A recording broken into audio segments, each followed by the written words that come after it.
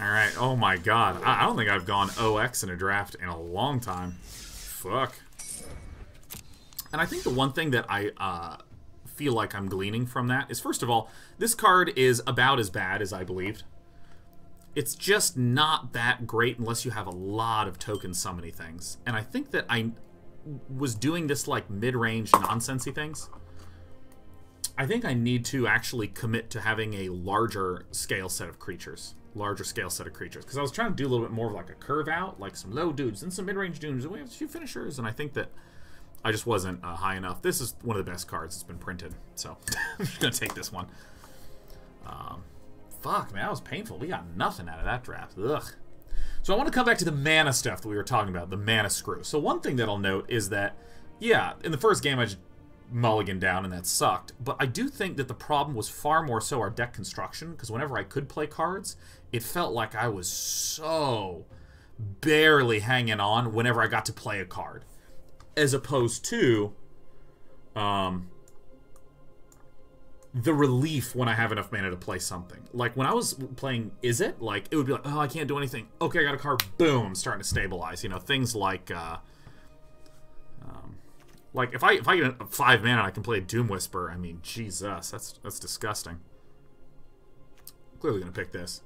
But yeah, the arguments I've heard for the Magic mana system are really interesting. And you know, I've heard things along the lines of a lot of games have tried to do different mana systems, and none of them have been as successful as of games by a wide margin compared to Magic the Gathering. In fact, most of them have died.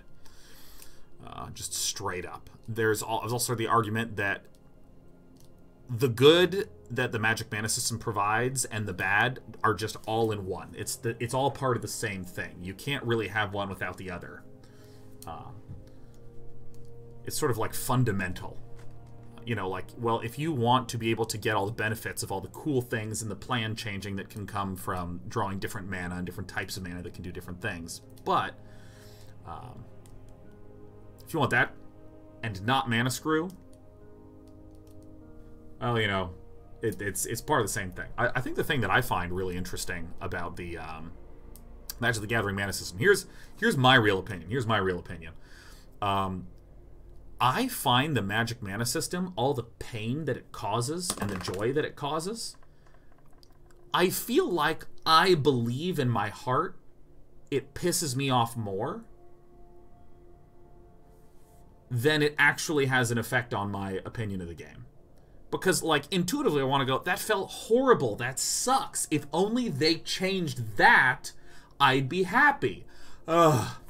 And yet here I am, someone who's played Magic the Gathering for 20 years.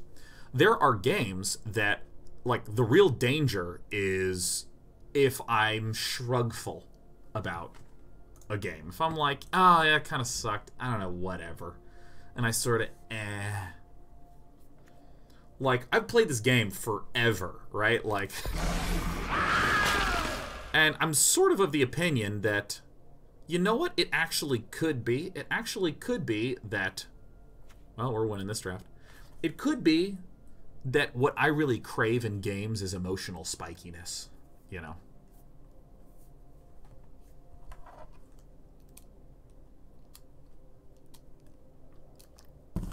It's like if you say to me, make gentler Dota. Probably still going to go play Dota, you know what I mean? And does that mean that there have never been people who've gotten pissed off and quit because of mana screw? Absolutely not. Not my argument. It's not my argument. I'm not saying there's people out there that haven't gotten real mad and quit. Totally not saying that. What I'm saying is, if you change the systems in whatever way that helped avoid some of those pain points, I think what you might not have is the same game improved. I think you might have a worse game that doesn't have that particular emotional spike, or something that just feels so different, you're just like, eh. So I don't know. I really don't know what I think. I know that I keep playing this game. I know that I will get grumpy, but I don't think I know enough about what the changes might or might not be. Jesus, this is disgusting.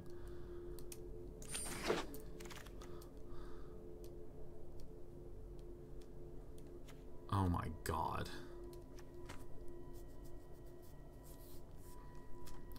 Oof. I think I still get a second Watcher in the Mist. Whispering Snitch is nice, but... What's Creeping Chill again? Oh yeah, that's the double blasty thing. Devious Cover-Up, I think, is what I want. Bartizan Bats is very good as well. But I think I do want the Devious Cover-Up for a little bit of control. Or the Pitiless Gorgon. Ooh, actually, no, I think I want the Pitiless Gorgon. These are all so good.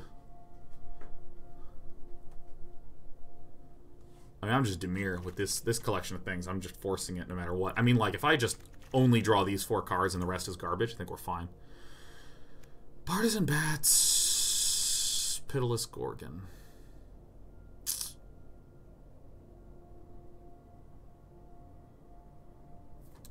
I think actually it's one of these two. Pitiless Gorgon, I think, is just an amazing, amazing, amazing, amazing card.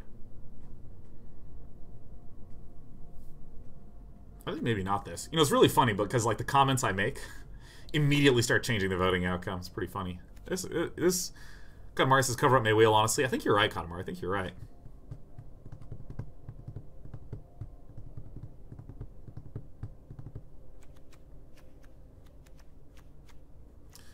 I'm gonna try taking the Bartizan Bats.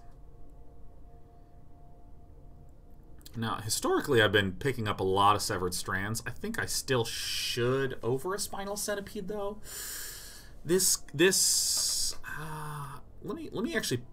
This is good removal, though. This is just destroy a creature and gain some life. I'm gonna go ahead and take it. There's the Pilfering Imp, the Burglar Rat, the Thoughtbound Phantasm. Jesus H. Christ. There's Thoughtbound Phantasm. Let's make sure that we are getting enough Surveillitude. Burglar Rat would have been my second pick. I think I do want the Notion Rain over the Severed Strands. I think one of these at least is good. Jesus. Wall of Mist is actually great. I think I am going to take a Wall of Mist. Defend on the ground. Kill in the skies. It's between these two for sure. Mephitic Vapors, no. This is a great sideboard, but I have 2 very legitimately good picks. I think I might just Wall of Mist. Devious Cover Up is like a real nice later game card, though. I don't even know. I'm just gonna get the Devious Cover Up. I'm sure I'm gonna get some 1/3s and 1/4s. Never happened. This is actually really nice. I really like this card. I really like Never Happened. Have I talked to you guys yet about how much I love Never Happened? It's like a cheaper... We might not run 2, so I'm going to put this in the sideboard area. Veiled Shade or Mephitic Vapors.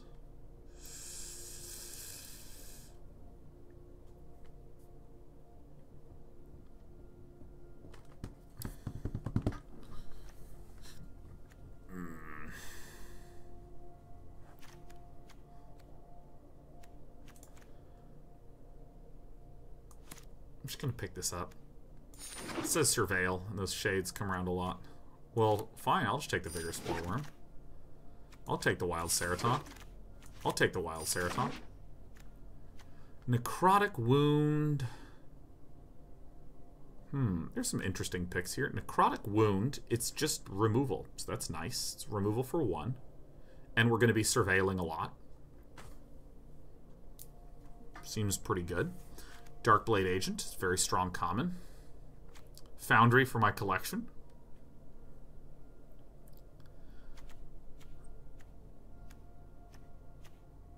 I kind of do like this right now with the way our curve looks. Passwall Adept is pretty great.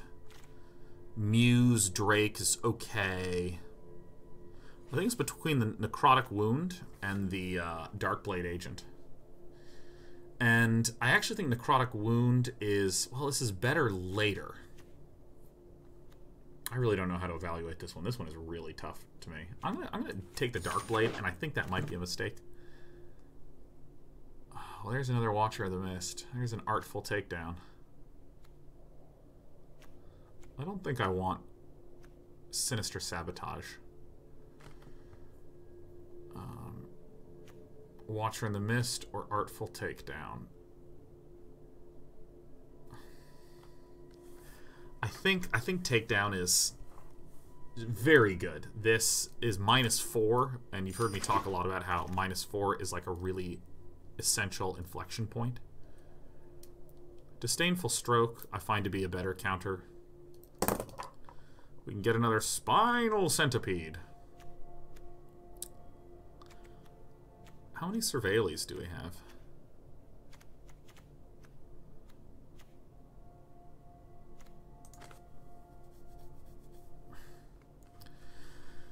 I like Notion Rain as draw, but it does deal 2 damage to me. I kind of honestly just want a Spinal Centipede, or even a Wishcoin Crab.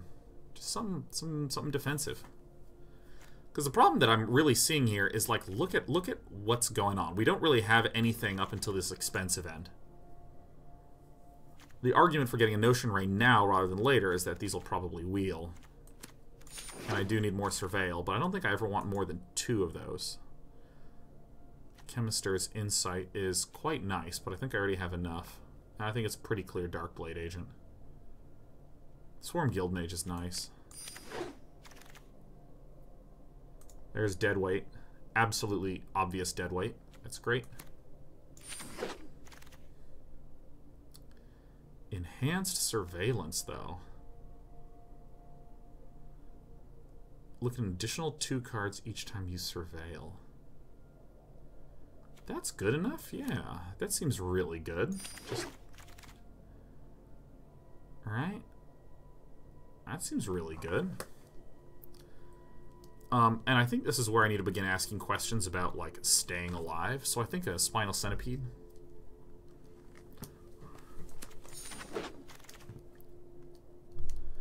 Radical Idea versus Dowser of Lights. Radical Idea versus Dowser of Lights. I think I actually want the Dowser over the Radical Idea. I think I just want the dude. There's a Pass Wall Adept. Kaboom. I really want the Pass Wall Adept more so because we just have nothing on the ground. Hey, look. Hey, look, it's our Sinister Sabotage. It's our Bartisan Bats.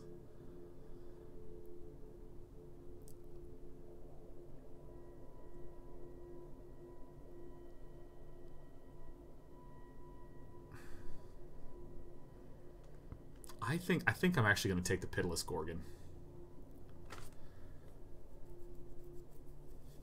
Bartisan Bats is actually pretty good. It's 3/1 flyer. If I clear the skies, it's all good. But I'm more worried about early defense than anything. This is a bit expensive for my liking. It does let me surveil one. I'm going to do what I want to do and take the Pitiless Gorgon, I think. I think. I actually might not run this.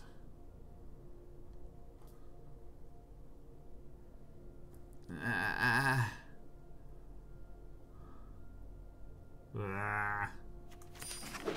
like Pitiless Gorgon. Boy, that Day9 guy can call it. I'm going to try another Spinal Centipede.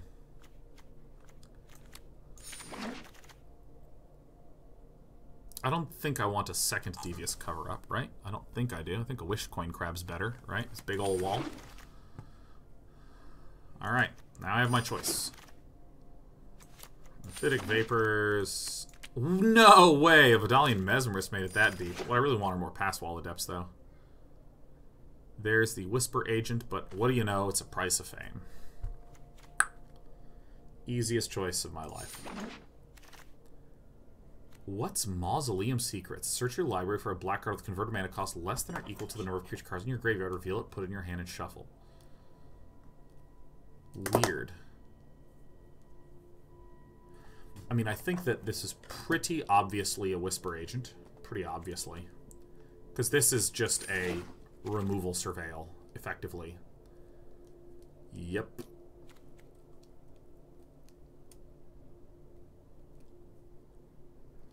Just, let's take, can we take a moment? Can we just take a moment to appreciate the 4 mana 6/6 with Hexproof? Wow. No one's playing green. Today we learned. Alright, we're gonna take the Night Veil Sprite. It's much better than anything else. It's repeated surveillance, which is critical. What's Charnel Troll? 4/4 for 3 with trample. At the beginning of your upkeep, exile a creature card from your graveyard. If you do, put a +1/+1 counter on Charnel Troll, otherwise sacrifice it.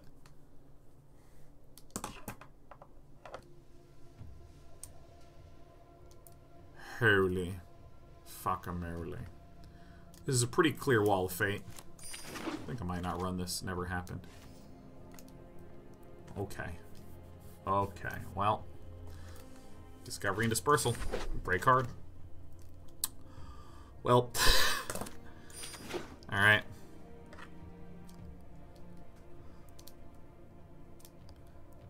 I'm going to take the Enhanced Surveillance, even though I'm not going to run it. No one's playing Golgari. Look at this unbelievably late Glowspore Shaman. Yeah, I mean, I'll take the House Guildmage. I don't know what this final pack is about. I think the Whisper Agent's actually just better.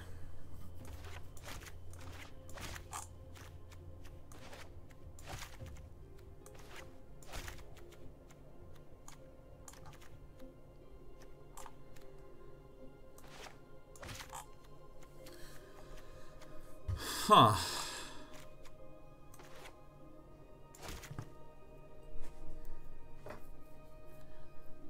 I mean, I think we just have to take the second Whisper Agent.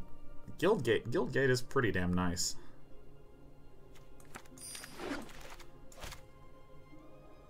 Where's a Burglar Rat? That's really good. God damn. Alright, we have nothing but Never Happens in the sideboard. God, I can't even believe that. Like, the Okran Assassin's one of the best cards. Alright, we got ourselves a deck. This is great. This is great. This is great. This is, I think, important. This is important. This is great. This is great. This is great. This is great. These are great. This is great. This is great. This is maybe the one that gets cut. Can't believe I'm cutting a Pitiless Gorgon. I mean, that's... And then 881, yeah. Yeah, that seems good. Enhanced Surveillance kind of feels like something I might want. We have so much surveilling, though.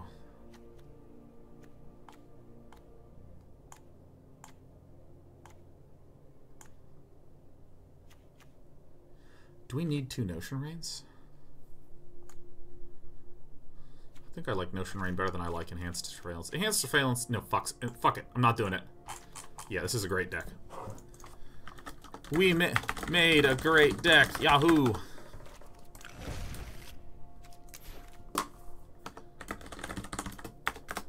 Yeah. Let me just record some notes. MTGA deck names. So I'm recording this for the editor real fast. Selesnya. 1.1 Selesnya mid-range. 1.2 Dimir.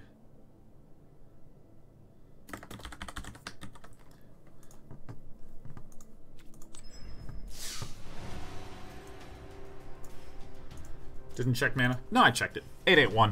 881 is what I automatically did, and that seemed correct.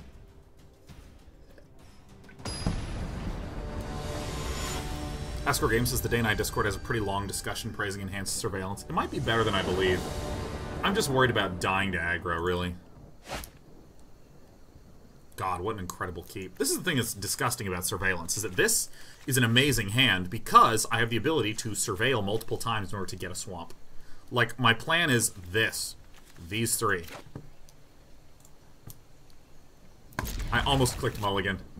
I don't know what it is. There has been no consensus in the design world about whether yes goes on the left or yes goes on the right.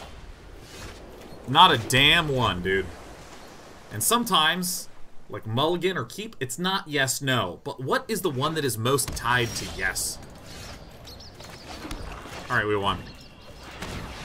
A Boros that has not done anything yet.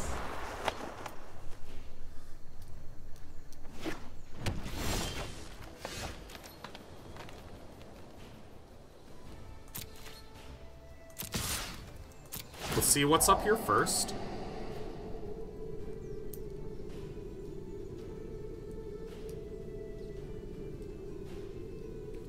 I do want this. I'm going to surveil. I already have a number of things I can do with 3 mana.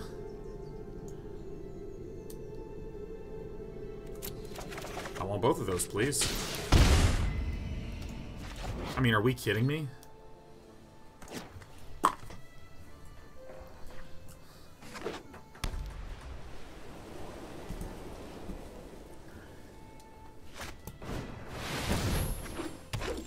Small wood shaper is not scary. That's great. So now we're going to Dimir. It's fine.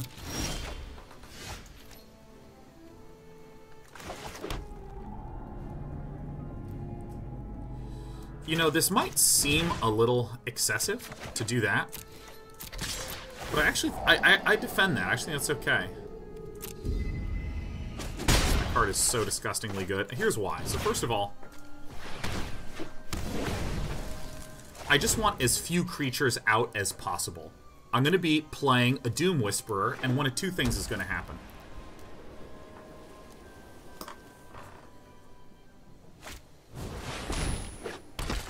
Totally fine, not an issue. And then Convoke to get the Ladev Guardian down. Totally fine, not an issue. We have the Artful Takedown. So our opponent on this particular turn is going to have one of two things occur.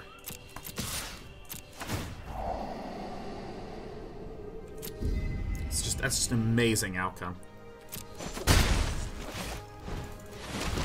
We don't need a lot of mana to just be online as hell. Our opponent is either going to have something to destroy this, which would be 3 or 4 mana at least, which kind of eliminates a lot of stuff. Let me actually rearrange this. Let me actually, you know, I do this every time. I always forget that I need to be over here, right? This is my magic spot. Crushing Canopy, Collar the Culprit, any of these things will blow up the Doom Whisper. And that's totally great, because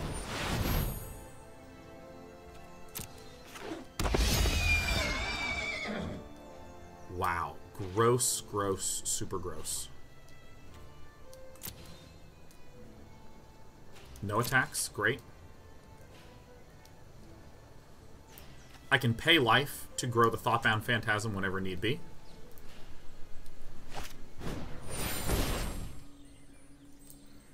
Okay.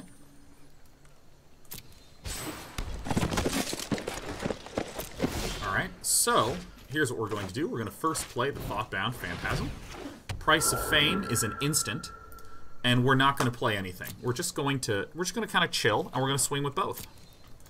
This is so gross, because this surveils, which buffs my Thoughtbound Phantasm. Do I want a Darkblade Agent here, or are other things better?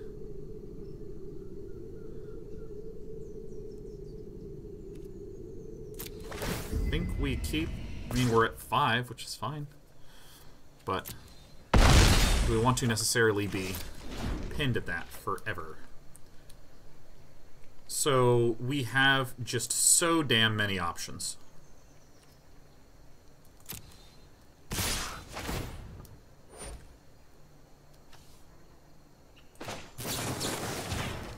Kill the big dude. I'm not as concerned about the horsey right now.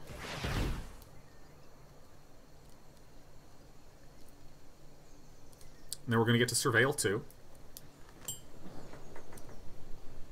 I'd like a mana before I get this Darkblade Agent out. So this is going to destroy this, which is fine. And remember, I can just pay to Surveil 2 infinitely many times to continue to buff this Thoughtbound Phantasm.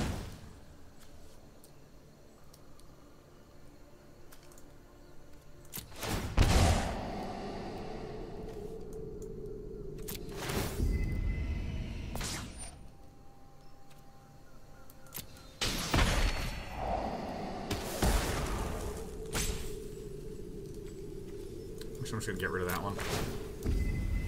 Doesn't matter.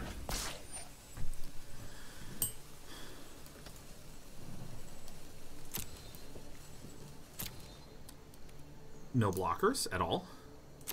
Because I'm just swinging back with this the next turn.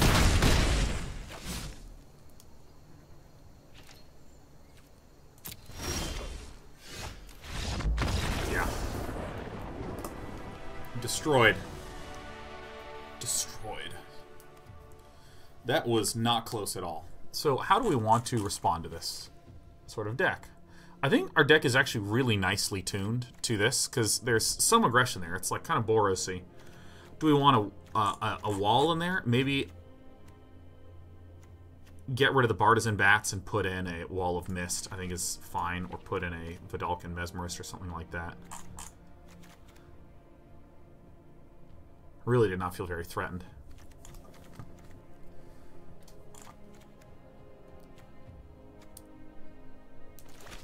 Yeah, I think I'm going to get that puppy out and put in a Mephitic Vapors. Is that what we think? What did we actually wind up seeing? Do we see any 1 health thingaroos?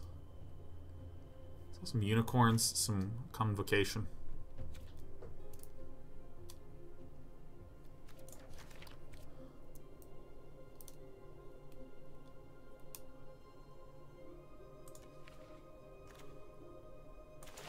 I'm gonna try this. This is what my intuition tells me.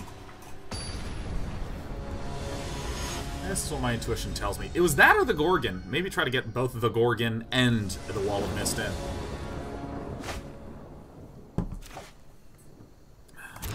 Alright, pretty clean. I don't like this keep, but we have a deck full of broken cards, so... No thank you. Dreadnought says, hey, Day9, as someone who's terrible at building MTG decks, would you mind giving me a few tips, perhaps Day9's patented 5-step building a deck plan? Yeah, okay, so let me give you a few guiding principles. Okay, so generally speaking, how?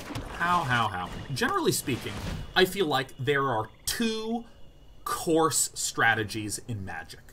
2 course strategies. One of those is win the game as fast as you can, bring their health to 0. The other is make the game go on longer until you get big, scary stuff in the form of more things on the board. Not necessarily a big creature, but just you want the game to go on longer so you have more resources. So let's kind of subdivide those a little bit.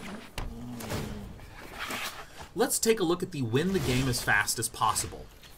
What are the ways in which this works? Honestly, everything in there comes down in aggro to making sure you have some 1 mana things, a lot of 2 mana, some 3 mana, less 4 mana, less 5. You're trying to do what's called curving out. And so when I see people build aggro decks, and even as a young Day9, when I would build aggro decks, often what I would botch is I wanted to put a couple more 4 and 5 mana things in there to really have some big oomphy stuff, because it felt bad to have a bunch of pathetic dirtlers. It felt bad, you know? A bunch of tiny things, man, wouldn't it be cool to have like a big thing? Well, we're eventually gonna have a good turn. Yeah, I kept having a whole bunch of small creatures, and I would peter out. I would get my opponent down to like 2 or 3 health and be like, oh, if only I had 1 more big creature. So I'd try to put more 4 and 5 in there. But here's the thing. It's often better to cut the expensive things and to put in the cheaper things, because you want a good turn 1, a good turn 2, a good turn 3 to try to kill them as fast as possible. So I would say in building an aggro deck, I want you to have that mindset. I want you to have that mindset of, if I got my opponent's health low but didn't quite make it, how do I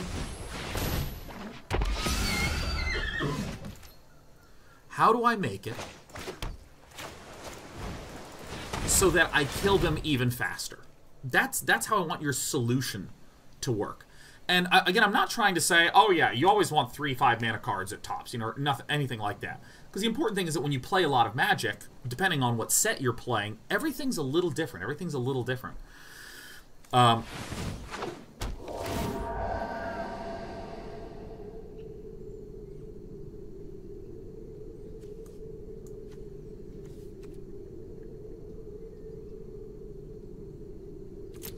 That's right. I'm probably gonna have to trade this away just to stay alive, but that's fine. what you really want is to make sure that in your thought process, you're trying to solve the problem, how do I change cards so that I could have killed him even faster? Don't try to answer yourself the question, how do I keep drawing cards? How do I keep drawing cards? Really easy trap to fall into. Actually, I should have put the Guild Gate on top, because then I could have played the Guild Gate this turn like this. That was a mistake. But it's okay.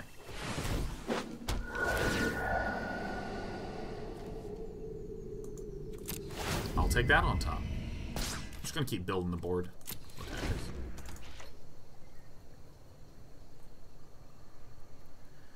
I used to run out of cards in aggro and think, how do I draw more cards? Should I put some card draw in here? I used to run out of steam in aggro and think, how do I get a bigger dude out? I think it's going to be the big dudes that help me win this. There you have it.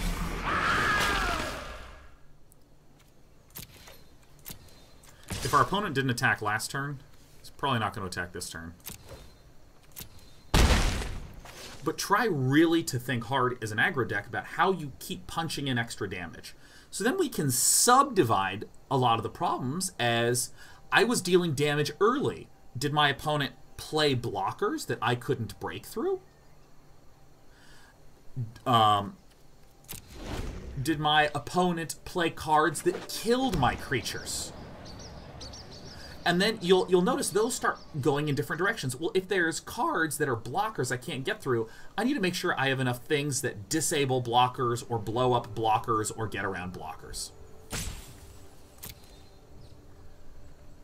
Our opponent's going to have to commit to somewhat of an attack here. Otherwise, our opponent dies. Okay, everyone, let us count. If we attack with these two... This is 1, 2, 3, this is 6. This is 6 and 3, this is 9. Can we deal 8 more damage? We cannot quite deal 8 more damage with just these. Because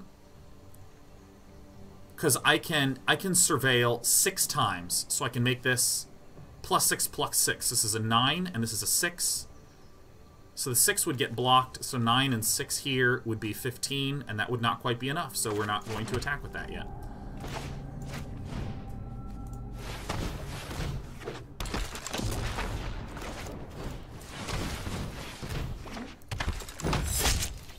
So now we're going to attack with this. With these two. This is correct. Doom has trample, so that means we would have won the game. Great. Great. Doom has trample. I forgot that this has trample. I forgot that this has trample because this card is so stupidly broken. I didn't even realize. Can we still win? Because this is 5 and 9. 5 and 9 is not enough. Okay, we just missed lethal. It's our bad.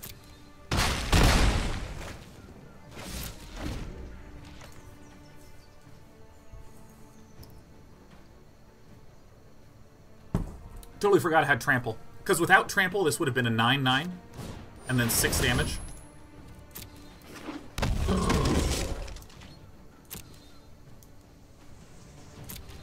Alright, our opponent lost.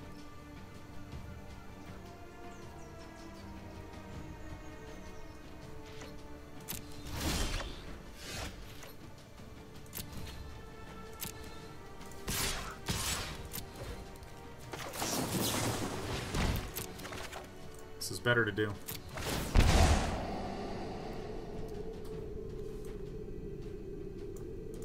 I don't want that because our health is really relevant. Alright, that was disgusting. So if you're an aggro deck, and like let's say you are running into a lot of blockers, a lot of creatures you can't get through, you might want removal spells, like deal 3 damage to a creature. Or anytime this creature attacks, target other creature can't block this turn. Something like this. Or if your opponents are constantly playing spells that are killing all your creatures, you might want ways to summon more creatures that are like going wide. You know, things that summon 2/1/1s instead of one thing that summons a 2/2. Because if he's just killing one thing at a time and you have enough things going wide, yeah. So you can start to see how the solution paths work with that guiding principle of how do I just focus on killing the dude.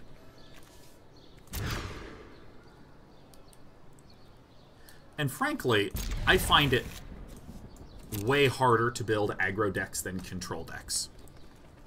Because, like, control decks is how do you make the game go on longer?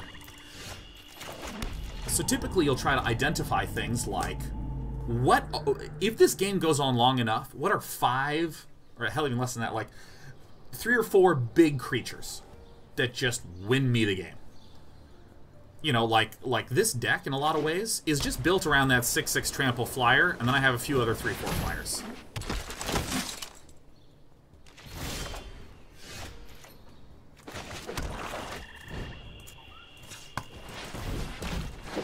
This game is going to be difficult to lose. I think I need to attack with the Darkblade agent as well, or play the Darkblade agent next turn instead of the Whisper agent. Probably Discovery and Dispersal. Seems like the right thing to chuck. Everything else has infinitely more utility. Arguably, chucking the Whisper agent is good because it lets me draw a card.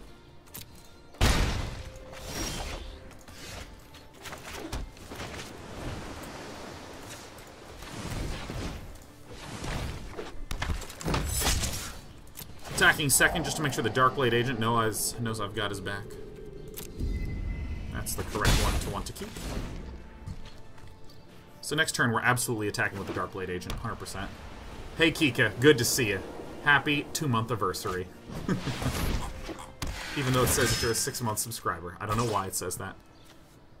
Knight of Autumn. We still swing with both, because remember this is going to have Death Touch. So there's not really a good way for this to block. We'll plan on keeping the Whisper agent back for the Knight of Autumn. What's coming out for 1?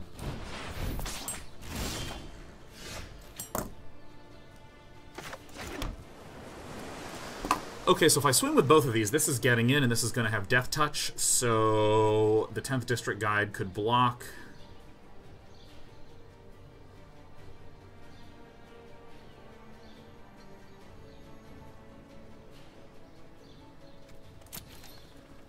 And that's what I want.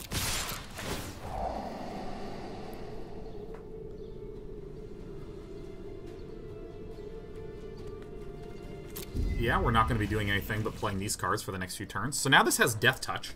So we're expecting the trade right here, which is good. Our opponent only has 2 cards in hand, and we have a lot of surveilling and ability to make this go on longer. And we're likely going to be able to trade with the Knight of Autumn, too.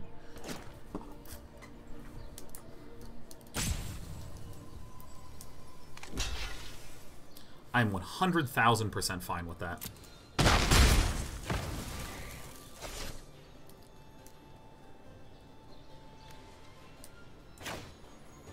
So I'm going to do something a little different here. I'm actually going to play this House Guildmage, and I'm going to play this Passwalla deck. Because now, technically the Knight of Autumn can attack, but if the Knight of Autumn attacks, then I'm going to permanently lock it down with the House Guildmage. Just keep surveilling and getting our good cards on top. Once I'm at 5 mana, I think I'm just done getting mana. This deck seems insane. It certainly feels very good. Well, it's like I get what I'm trying to do. I have defensive maneuvers for most of my stuff. I just have a lot of defensive cards. I use Surveil to get those defensive cards that I so need. That's totally fine.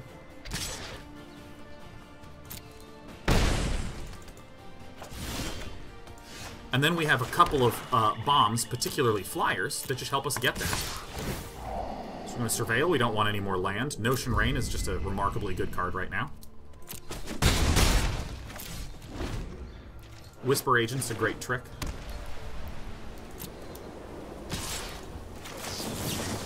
So it's probably going to be a little surprising to our opponent as well.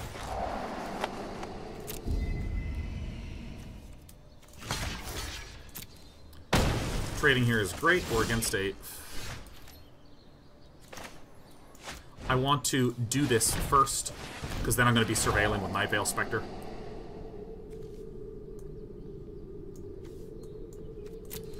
I don't want any more mana. Oh, there's the Doom Whisper. I guess I could have gotten 1 more mana. Maybe that was a little bit of a mistakey. Yeah. No. Alright, and then let's get Doom Whisperer.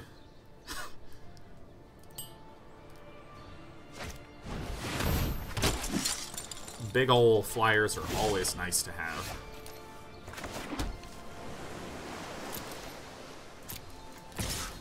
Gonna attack with the 1.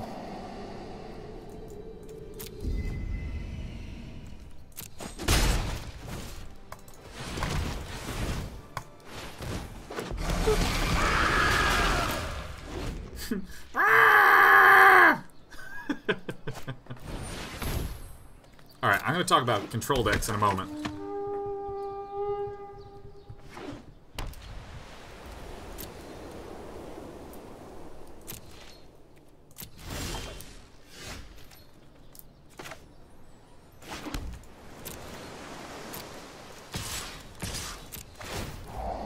Surveil. Okay, that's good.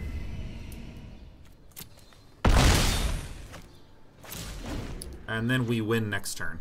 Because this can't be blocked because it has flying. This can make my Whisper Agent unblockable.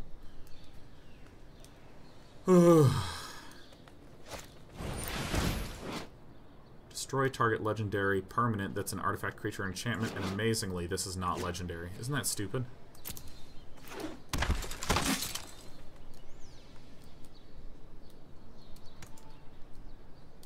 Technically, I have lethal on board. Which Aldaz should realize and concede. But... Yep. So now... With the lifelink, would have gotten the healing back.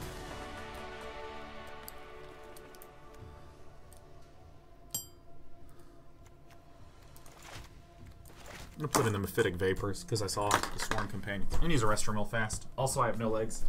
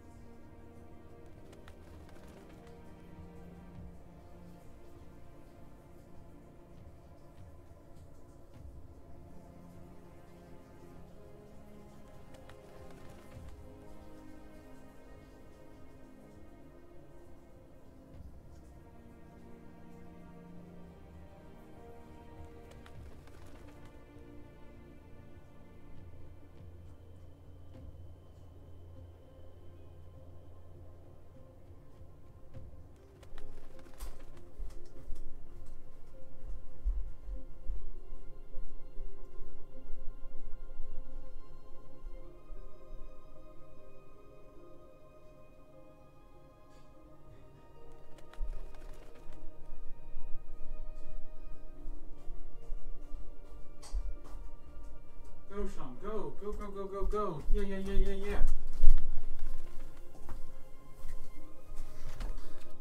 We made it.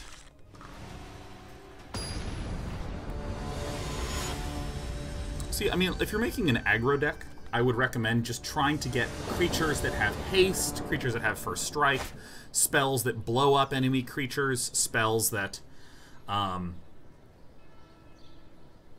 much less emphasis on spells that are like, support my existing creatures.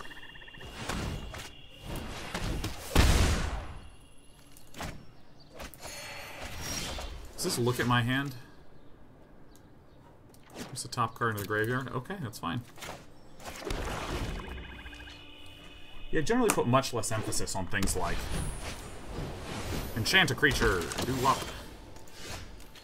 Alright, we're a very lucky boy.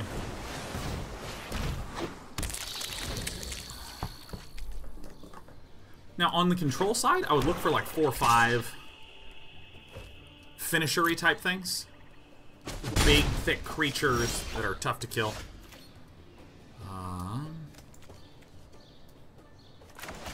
I think this is way better to just do this now.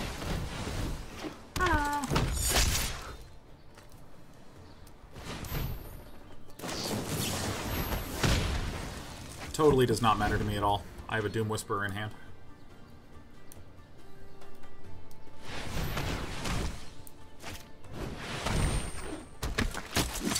God, this is so good. Yes, of course. Of course I do that. I'm gonna deadweight this.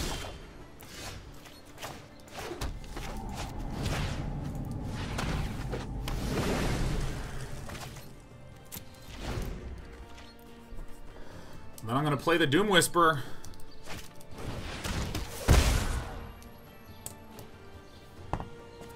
amazingly, I'm going to chuck that away. Can you believe it? That's got to make him feel scared. Luminous Bonds. With control decks, I feel like there's a few portions. There's... Oh my god, that is so sad.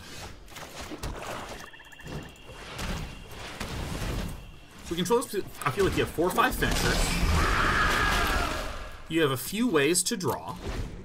And you have...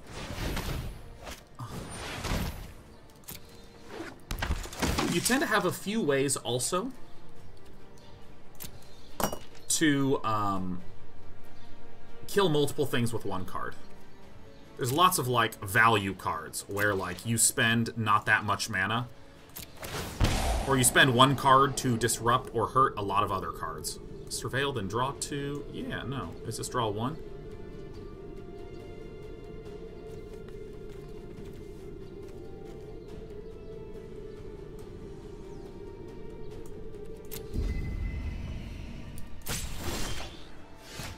I don't want to do that too much.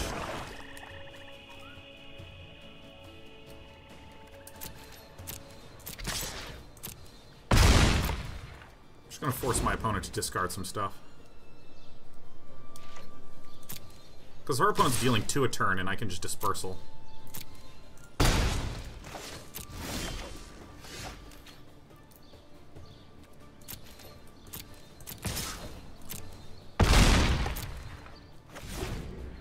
Actually, probably not going to surveil anymore. I just don't need to.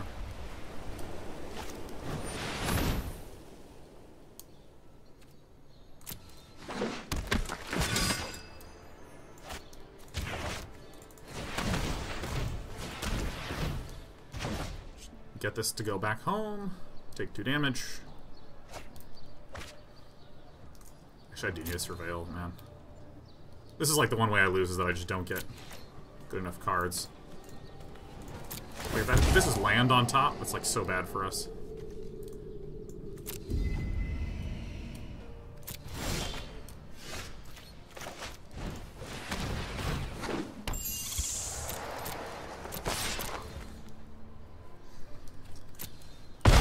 Whew. This has got to be awful. So you discard. Wait a minute. Oh, he doesn't have any. He doesn't have any forests. He doesn't have any forests. He has no forests. He has no forests. Everybody, calm down. And this is lethal. Ugh.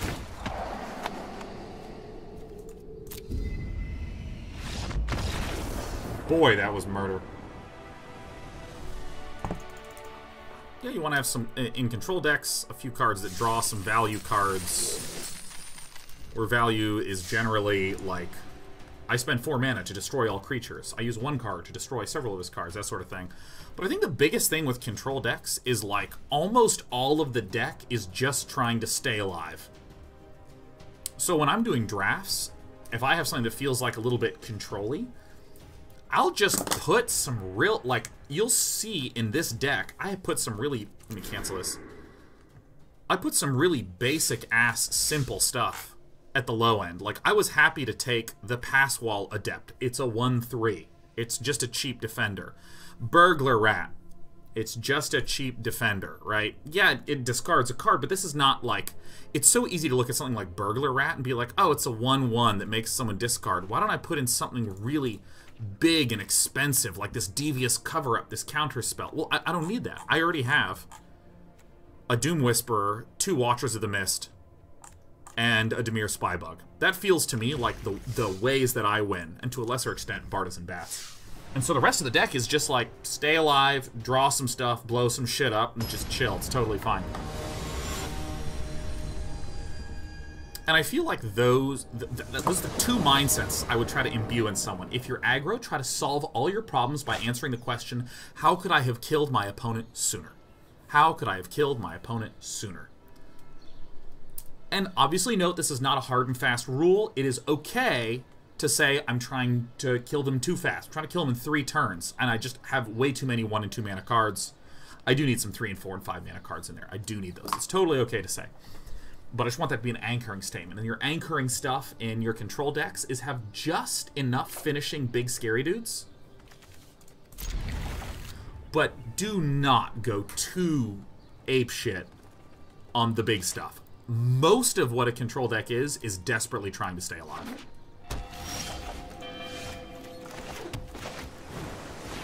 Or there's this one, like, ultra-hard control deck. It was, I think it was a Grixis deck that, like, had all removal. All black and red removal, blue card draw, and counterspell. And won.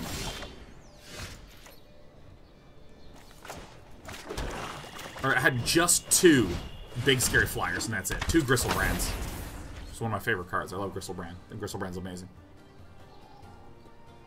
But it was amazing to me to see this deck that literally had 2 Gristlebrands and then 58 stay alive, and holy shit, I need land cards.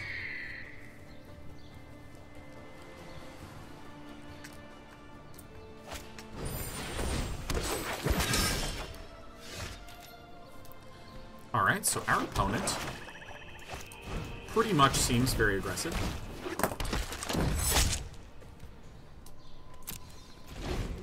Thoughtbound fan. We're going to probably accept some damage this turn. Certainly the healer's Hawk is getting through, but I don't mind if my Darkblade Agent dies. I have a Watcher in the Mist. I have Artful Takedown. I have Deadweight. Okay, so I am... Now the real question is, do I play this Dimir Guildgate and try to accept some damage?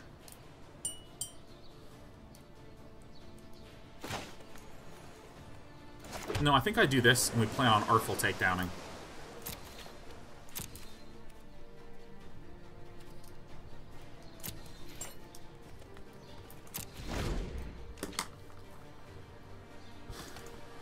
Our opponent's missing a lot of land drops, so I think it's better to just destroy the Rosemane Centaur.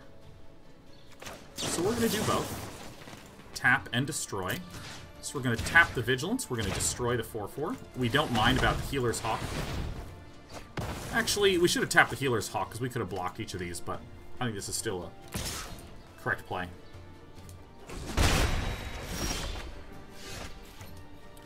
Well, repeat after me, Sean. I'm a very lucky boy. Actually, I think this tap was better. Of course this tap was obviously way better. Do you want to go ahead and keep that? No, I want to chuck it. This was obviously a better keep, because in the case where we do draw the Naked Land, I can play the Watcher in the Mist, which triggers the Darkblade Agent, and I want to make sure that our opponent feels like, man, I can't block. So this is amazing.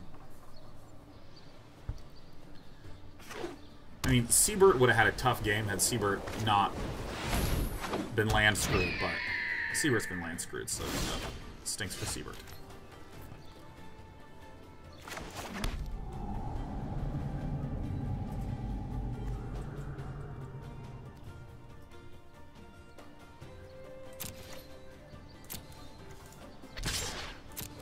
Just gonna swing in the skies a little bit here.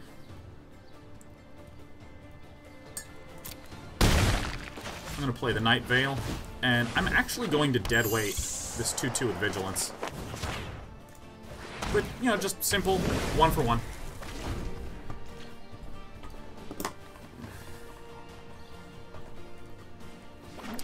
So I think the correct play is to Pass Wall Adept the Night Veil, so that way this can't be blocked. Swing with all 3 of these. In theory, you might want to say, okay, let's make the Darkblade Agent unblockable, so that way we can draw a card. But I think it's better to do it this way, because this has Death Touch now, and yes, Siebert can try to block this at the cost of losing stuff, and then this keeps the Night Veil Spectre alive to continue to surveil, to continue to buff the Thoughtbound Phantasm. Or I could make both unblockable. Thanks, just there for the rewards. Yep, that's a great point. Well argued! Alright, so a triple block is possible.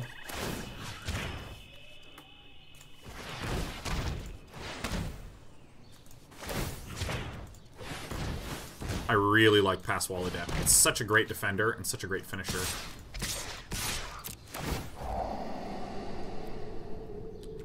Absolute filth.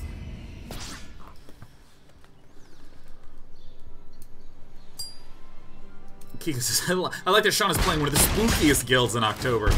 Look, I did not realize how many people were really in to Spooktober. I had no clue, man. I got a friend who's just, like, obsessed. Like, counting down the days to October 1st to be able to decorate the apartment in Halloween theme. I mean, that is so spooky.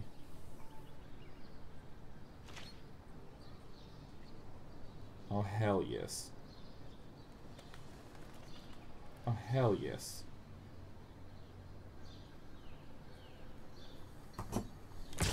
It's the dogs as our youngest was born on Halloween. Oh, hell yeah.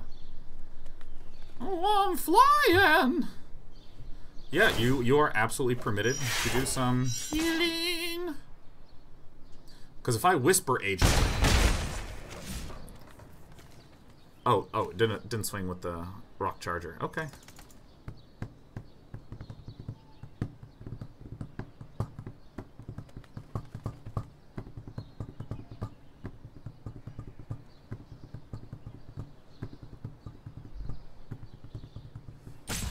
So I'm going to Whisper Agent, and then pass Wall Adept this, and then swing in with the team, probably.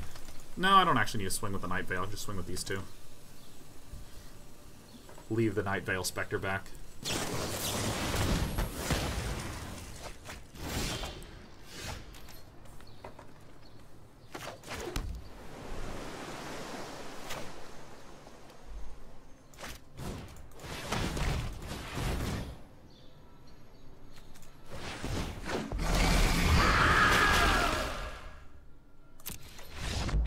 Yes!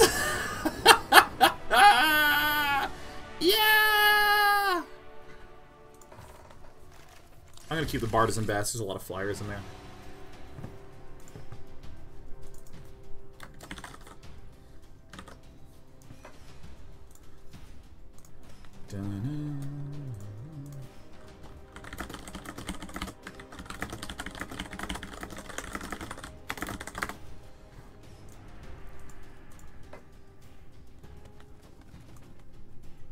Just there for the rewards says, I feel no guild is bad match for Dimir in this format. I think Dimir and Boros are the strongest.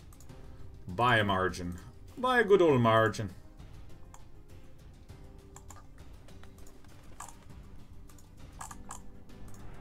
Oh my god, yes.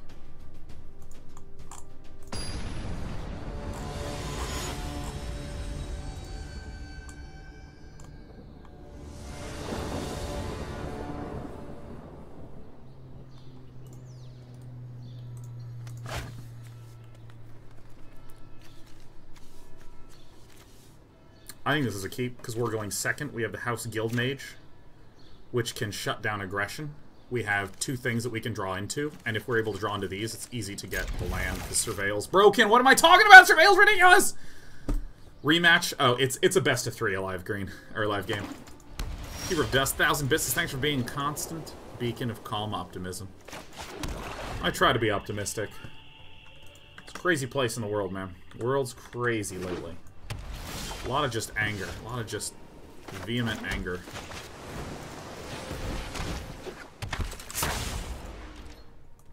I like to be okay. I want to be okay. This is... Friend gave this phrasing to me that I really like, which is... Well, I can't tap that. Alright, so we're absolutely going to Dork Blade it.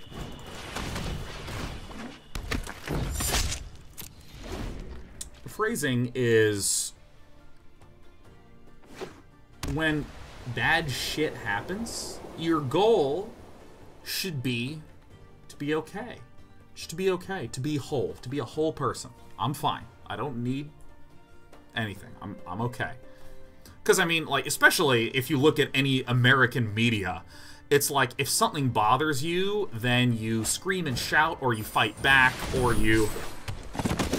I don't think that we have a good way to deal with that.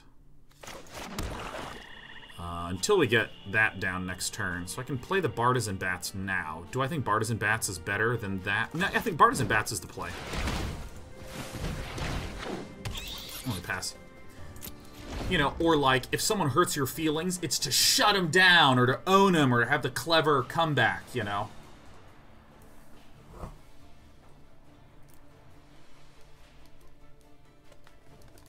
I think it's important to strive to just be okay, not to be dramatic, out of control, any of that. Just to be okay. I'm okay. I'm doing okay.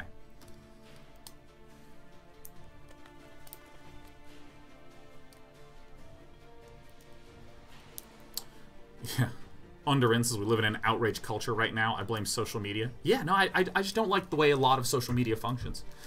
I think I've talked about this before. I think Discord is my favorite form of social media because you are joining a server, and the server is the authoritative entity. It is the first class entity. No blocks. It is.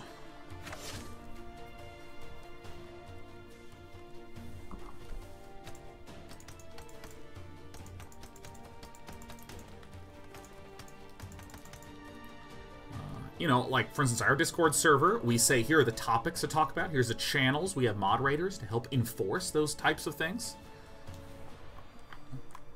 There's sort of, it's, you know, it's kind of like the same reason people have channels that they tune into. Okay, we have some options. I think we're absolutely going to Notion Rain.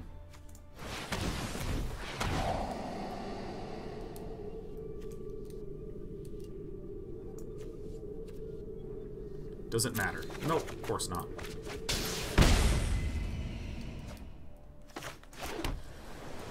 Now, how do I wish to do this? We're going to take a pile of damage next turn. I think we do this and we don't swing with the bats.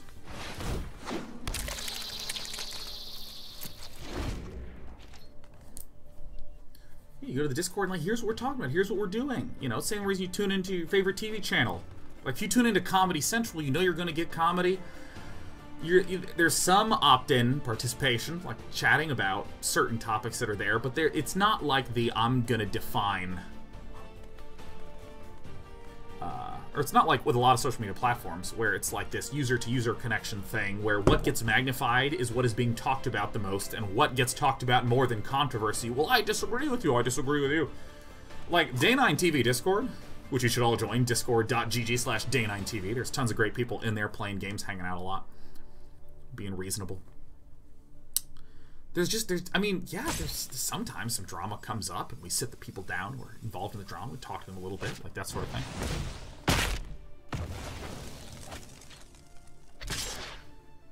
It's totally fine.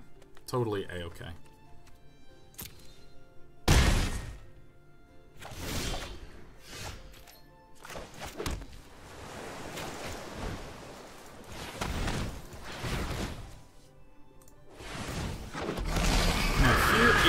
The question. Who do we deadweight? Do we deadweight the Parhelion Patrol? Do we deadweight the Rosemane Centaur?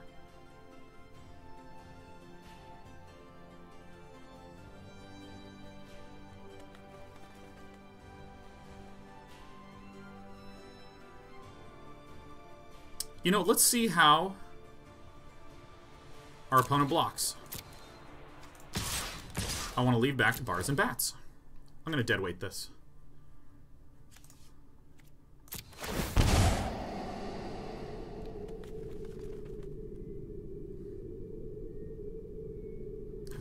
That's really good. That's awfully damn good.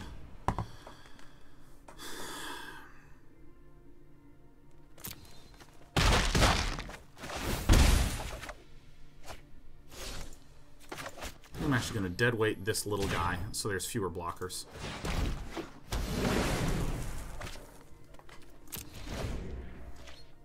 Block here, block here. And then, because I put this on top, I have 3 little dudes that I can pop down. Which feels very good to me.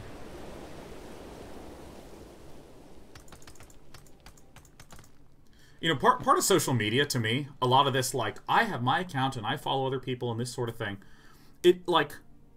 you know, from a optimistic perspective, it's like buying your own furniture and organizing it however you want, right? Like, I get on my social media account and I follow whomever I want to. Like, on my Twitter account, I tend to follow people who just talk about games, and there's a whole bunch of really, you know, interesting science things, science and tech things I like. You know, like Maria Popova, Brain Picker, or Brain Pickings. Great, just amazing. Amazing Twitter account. Really interesting shit.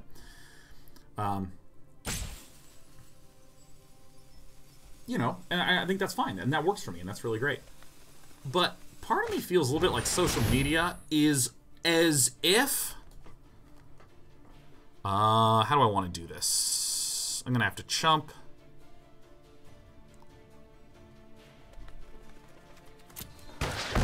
We allow it. We permit it. I don't need to surveil again. And I chump. Alright, now I have to trade.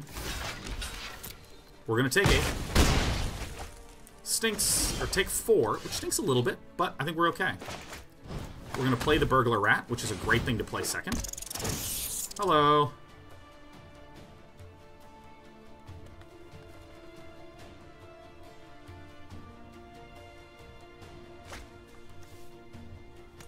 Alright, color the culprits, which is great.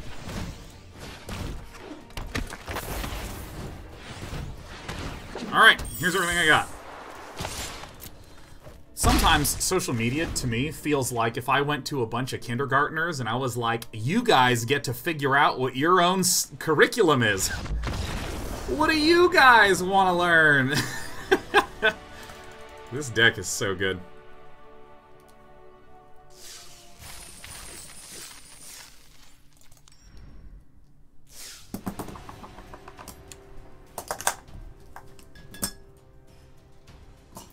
Conceding with a 10-life lead, that hurts. Yeah.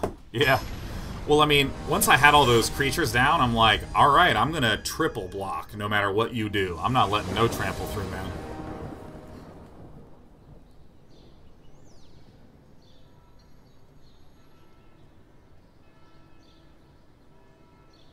I didn't occur to me there was the guild symbols there.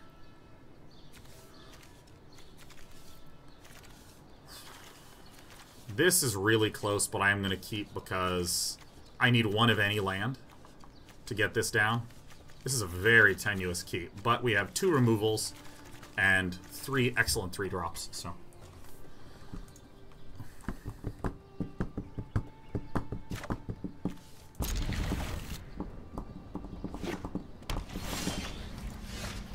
It isn't. We're going to have 3 chances to draw some land, which I actually think is okay. Clockbound Phantasm is extremely nice.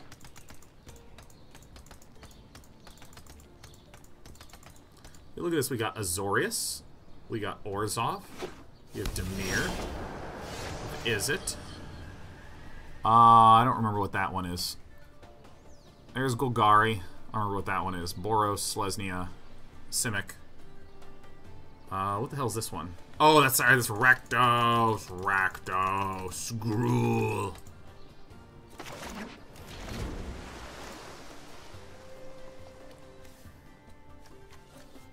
Idjit Guildgate. So Izzet's going to be a bit tricky. We're going to have to be a little more aggressive about using our removal. This is a really nut card to draw against Izzet. Because our Thoughtbound Phantasm can get really big, and then we can sacrifice it to gain a lot of health. Uh-oh, Grixis. Alright, we may have screwed up.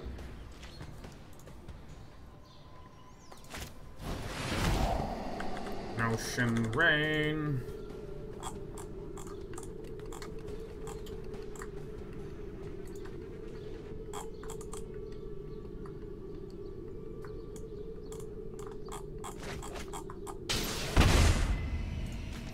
Boom.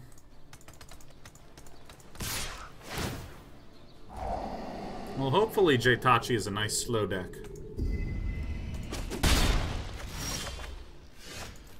This really sucks.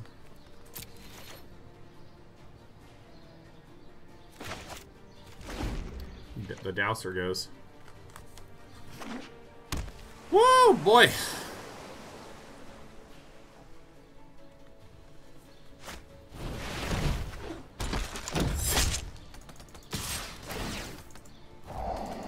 should get another land down. That's going to help a ton. I think the Burglar Rats is going to be good. Nice.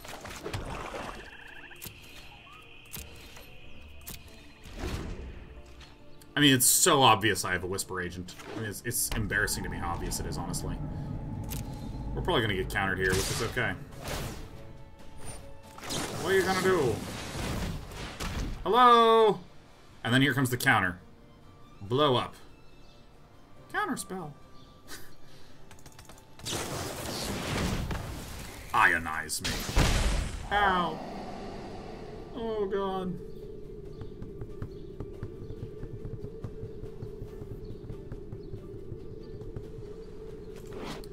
Ionize is pretty great. Oh, what? Yep.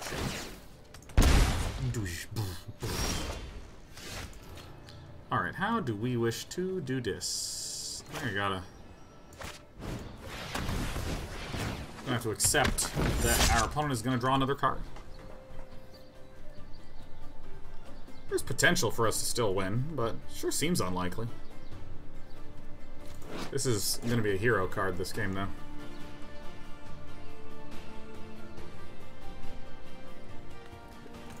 Jaytachi's gonna get to draw another card, guaranteed. Hot Pockets Official says, what's your favorite Hot Pocket? Also, listening to your talks before, I feel you're a good person to ask about following dreams. How do you build motivation? I suffer from severe depression. I find it's hard to motivate myself. What do you do? My God. What a complicated sequence of questions, Hot Pockets Official. I don't eat Hot Pockets. I don't eat them, period. I actually think they're pretty gross. I think it's unhealthy gack. And if you are the official account of Hot Pockets, that's what I think of Hot Pockets. Forgive me. Now, if you are the official account and you're asking about motivation and depression on the corporate account, that's bold. I mean, I applaud it, but it's bold. But how do you build motivation? I'm a big believer in, well, there's two parts in there. Is like, how do you build motivation? I suffer from severe depression. If I'm hard to motivate myself, what do you do?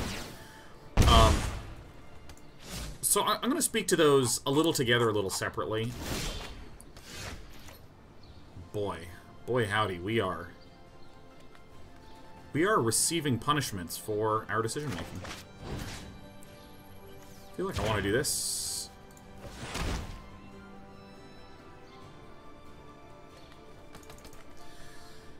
I think in terms of like the depression and the funk and all that sort of stuff, holy lord. You know, I'm just going to concede this game. I'm going to follow my dreams of conceding this game. Alright, hold on. I got to think real fast, and I'm going to answer this.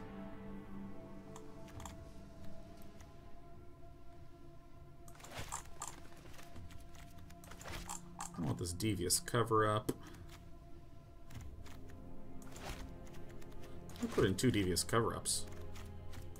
2 devious cover-ups. How many creatures do we get? 14-9?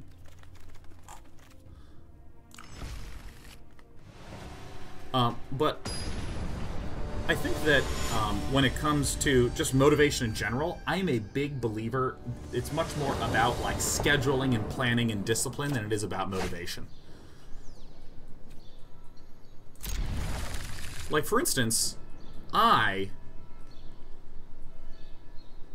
was not really motivated to do anything today, but I did have a show at 1, so I just went live. Devious Cover-Up is a horrible card. I like Devious Cover-Up in a control versus control matchup. So, I mean, for me, I just plan and schedule around things. And the times when I'm feeling most sad and most depressed and out of it and unmotivated, universally the times when I just don't want to schedule stuff. I don't want to make myself do anything. It feels tired. It feels tired, where it is a day 9. And in those types of circumstances, I quite honestly believe that it's important to test which direction you're leaning in. It's important to be able to identify, is it that I haven't been pushing myself? And I'm feeling sad because I'm sort of like... It's like if you haven't walked your dog, the dog starts being a total bummer. Because the dog's just like totally worked up and shit. Like, that happens to me a lot, where I'm kind of like, eh. I don't want to do anything. Aw. Beep, beep, beep. Nice. I think that a lot where I'm just like, eh. But sometimes I'm actually freaking burnt out. Sometimes I am straight up a tired person. Leave me alone. I'm freaking tired, man. I'm gonna keep this for the instant effect. And if I'm tired, dude, I let myself rest really hard. And, you know, that also goes for the, you know, sort of notions of, like, hey, what happens if you're kind of feeling a little depressed and stuff? Well, sometimes it is just important to just rest. Just rest. There's nothing wrong with resting. Resting is excellent. So, you know, if someone was saying, I'm lacking motivation, what do I do? And you're actually feeling pretty good, emotionally speaking, I would straight up say, start making schedules that are gentle and doable. Hypothetical. And then discard a non-land card, damn it. Were I in Jaitachi's shoes, I would absolutely not do anything except blow up this. Or blow up this. I think the Dimir Spybug is 1 million billion times more threatening. I think it is not close. Because stuff like this, like already the Dimir Spybug is doing as much damage.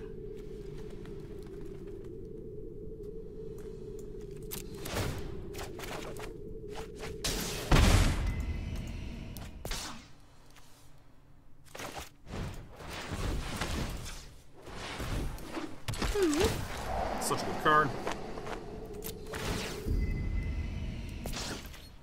So let's say, you know, you want to write a book. And that can feel like such a really huge, daunting task. Dude, just do 2 hours, 1 weeknight, and 4 hours 1 weekend, and just stick with that for a little bit. Wednesday nights and Sunday nights are my writing nights. That's it. Boom, done. And just commit to it. Hard, like hard commit.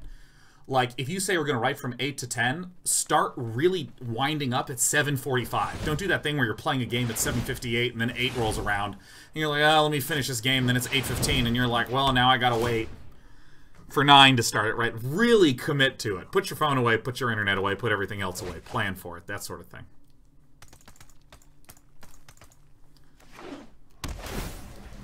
Alright, we are against some 5-colorness.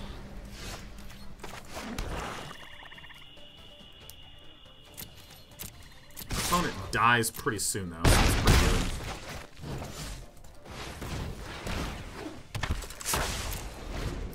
Now, if you're feeling depressed or unmotivated or sad, and or you're like working a lot and you're in that sort of rut where you're like, oh my god, I really can't do anything at all, I'm going to stress to you, make some unbelievably gentle goals for yourself. If you want to write a book and you're feeling real depressed and you want to like exercise and you're feeling real depressed, dude, make it like 25 minutes of writing. Make it something that is so straightforward. Make something that is so unbelievably straightforward that it's easier to do. Do 2 25-minute writing sessions a week.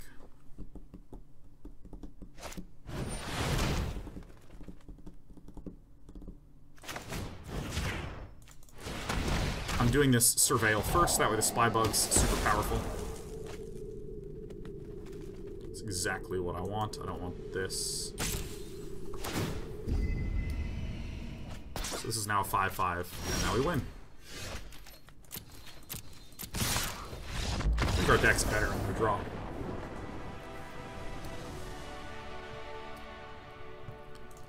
And I find, like, especially for things, like, if you're feeling...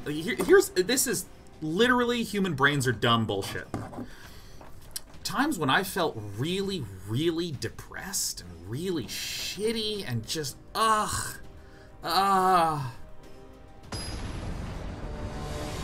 feel like societally there's this pressure to go enormous! You know what I mean?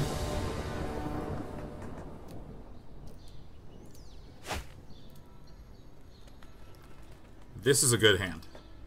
This kind of sucks, but this is a good hand. Because we have the Burglar Rat and then the Whisper Agent to be able to get a swamp.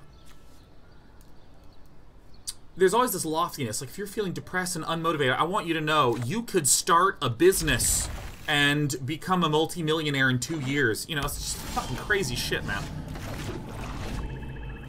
When, you know what's actually really helpful for depression? Basic shit. Like, I'm gonna make my bed. I'm gonna put all my laundry away.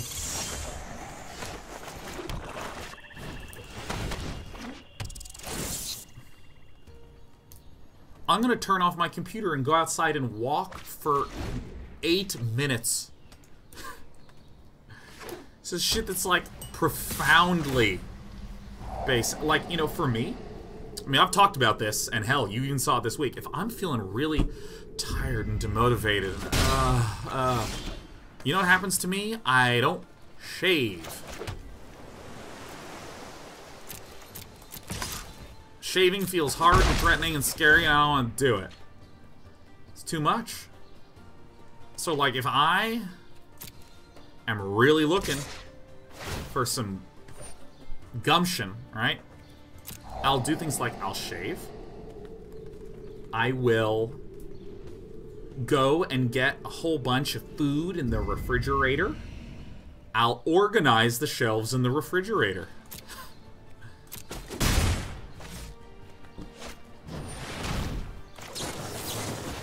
So helpful. Just amazing. Just an amazing helpful thing.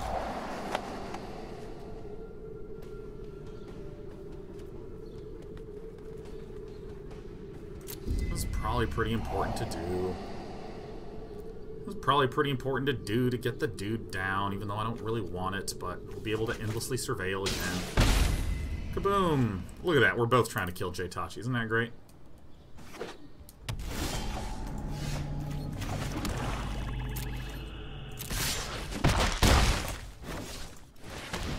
Sprite Veil. J-Tachi's probably going to attack anyways, but at least I can stop hemorrhaging the HPs.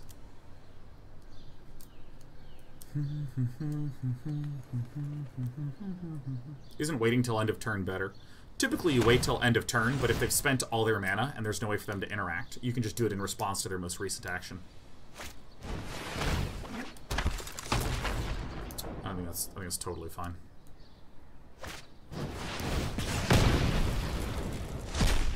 Interesting decision. Okay. I will allow it.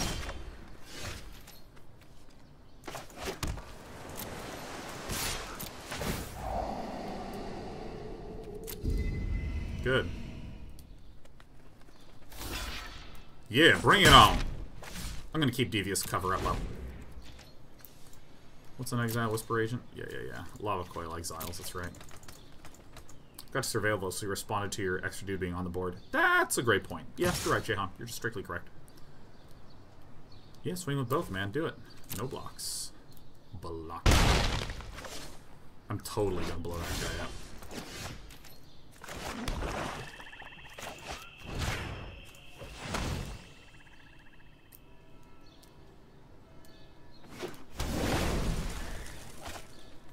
Alright, so now that that's happened, I think I'm willing to swing with the Night Veil Sprite. We're happy to accept 1 damage here. We just want to make sure that we are actually getting juice on the top. That's very good, because then I can play the House Guild Mage. When you're playing live, you can like put your hand together and then shuffle it up, so your opponent can't track which card has been in your hand for which amount of time, which is different here. So J-Tachi is land starved. House Guild Mage is going to be very nice.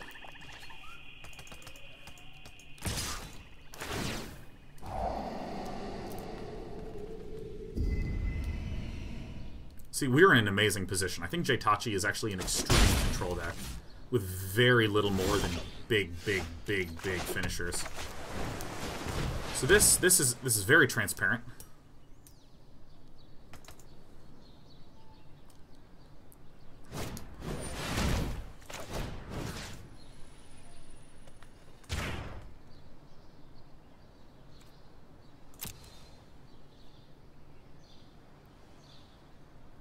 Boy, that's unclear.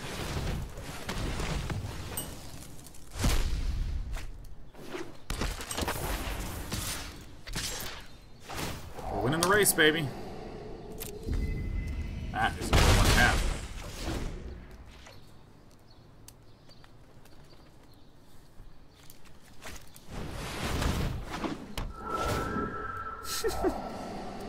We were a little obvious, weren't we, huh?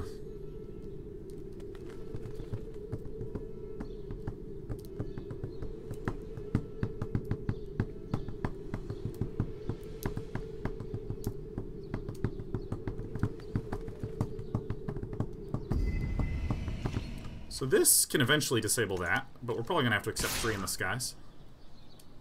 Yeah, just resurveil what you're surveilling.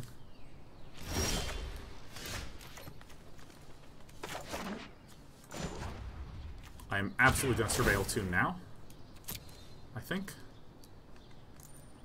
Let's see what happens.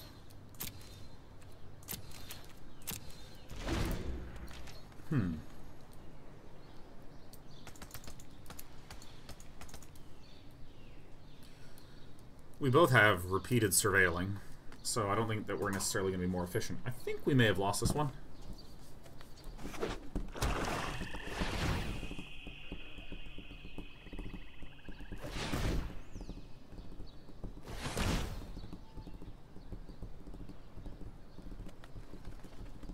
What's going on, Jtachi?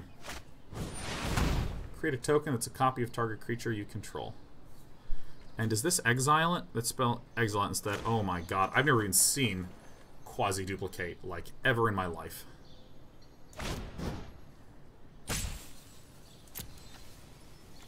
Wait.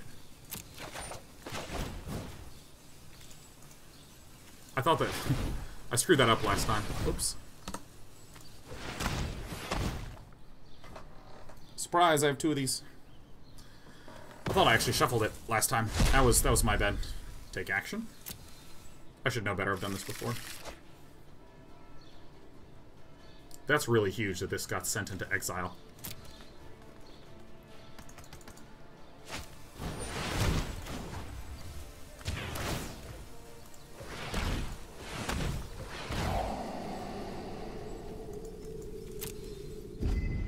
That was close. Jesus.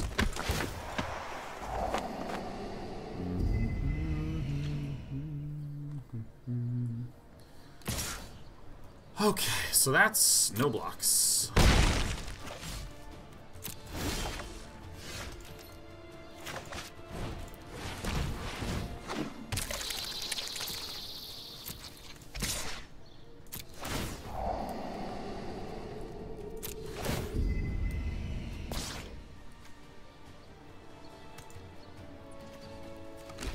Lock this down.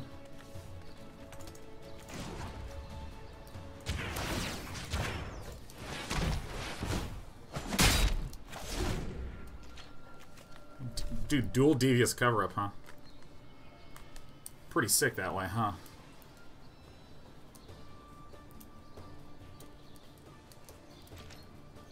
We're gonna win with this Dimir Spybug, like 1000%.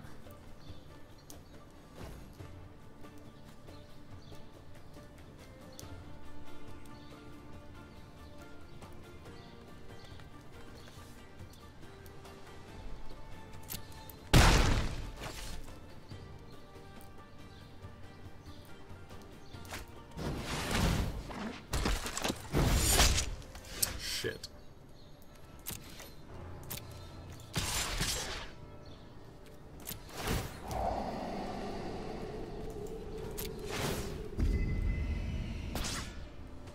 Okay.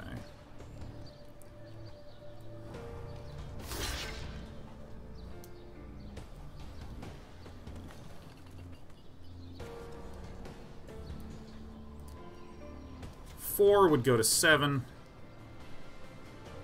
No, we gotta do this turn. We gotta tap this. I'm trying to count to see if I have enough damage.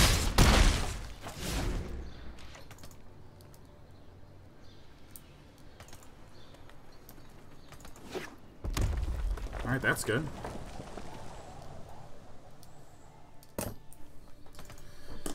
Woo! Absolutely not.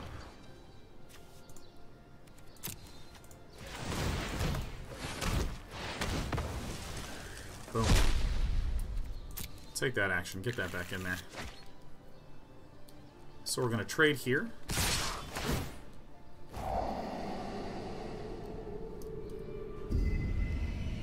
Okay. I guess I should say chump there.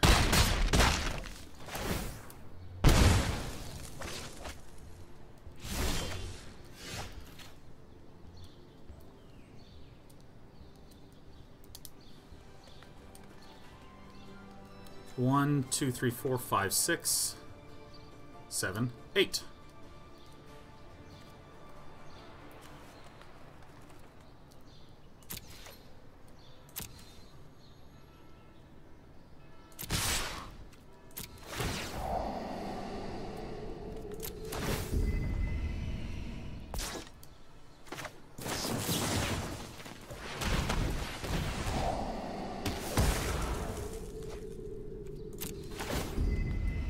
We either win here or we lose here, so.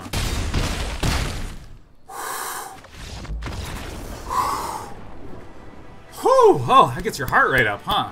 Wow. We got there, man. Woo! Woo! Woo! Alright. Feels good to just chump it out 0-2. Feels good to just chump it out 0-2 and then now to be 4-0. Feels nice. I'm telling you, Dimir Spybug. It's really good.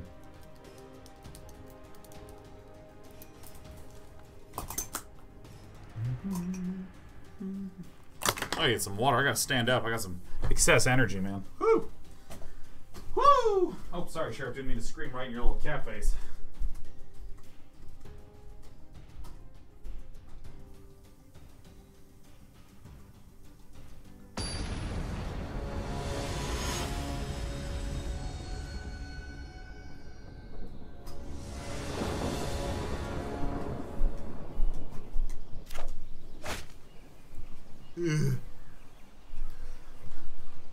What a phenomenal hand. Norandil. Our final opponent, Norandil. She sits snarling.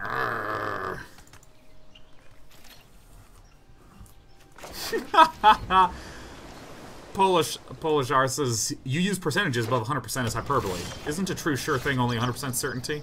Oh, you know me so well.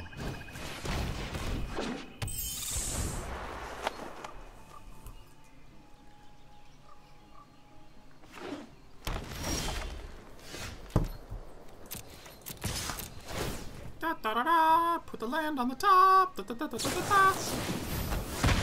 Okay, that's totally fine. Good. Most effective one to play is going to be the House Guild Mage. Ugh.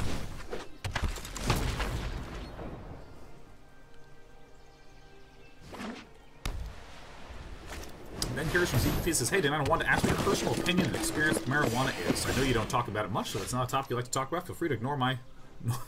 ignore my face. Now, I really like the end of that.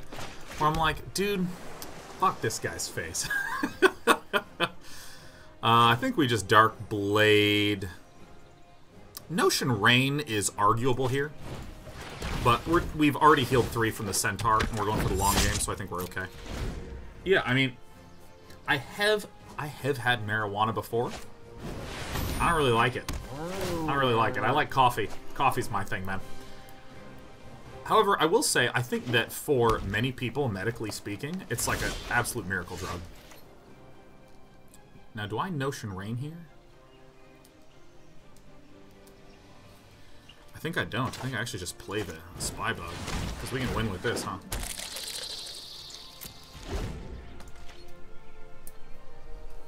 I'm pretty vanilla as a person. I'm a pretty vanilla human being. Okay, I don't know how we beat that. Now, let's just take a moment to appreciate the Flying Mentor at the beginning of combat on your turn. Choose up to 1 creature. Give it +2/+0. I mean, this is just the bombest bomb there ever is. Alright, so first things first, we're going to have to do this.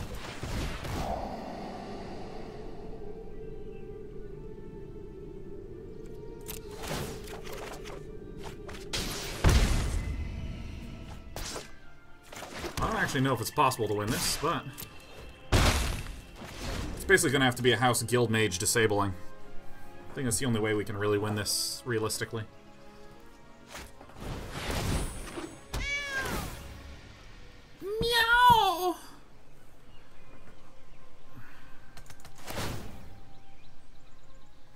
to myself.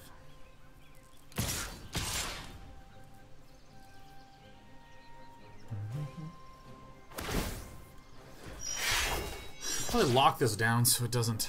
Yeah, I just... No blockers, right? We just take a ton of damage.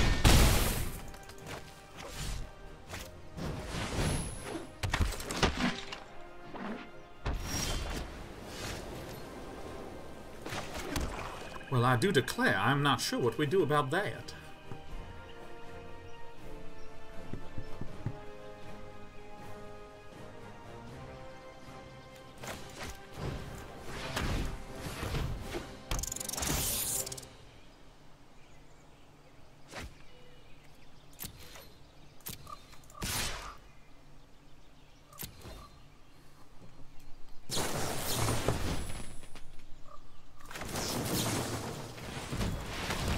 Alright, this is the board. This is the board right here, man. I don't think I actually want that. I think I want to try to get lucky and get my magical juicy juice. I mean, this is it. This is it. I think it's going to be this. I mean, she could do it to herself. There's a lot of things that she has. Well, she's had a lot of options.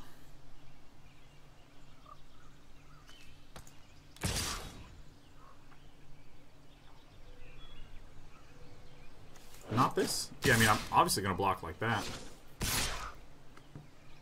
I think that's a mistake. That's good. Okay, everything. Everybody now.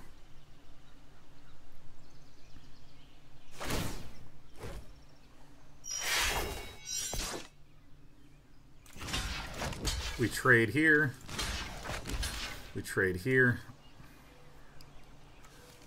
We can do the trade and chump. We can just double chump. Like this. This is an option. I think this is what I like to do. Slow this game down a bit. There could be some combat tricks that she has in hand, but...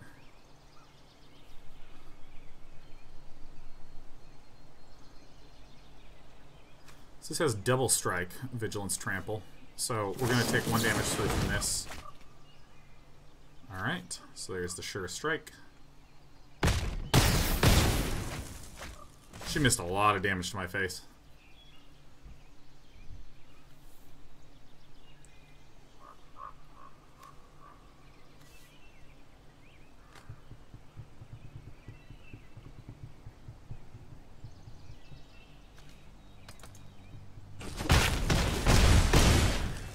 Okay.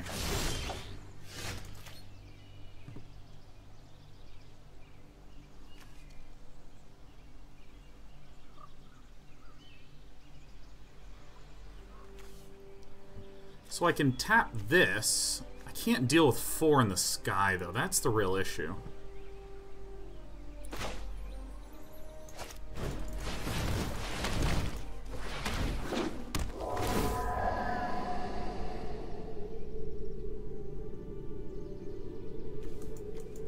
We have to dig really hard.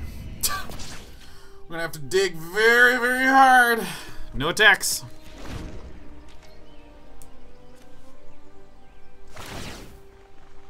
Aww.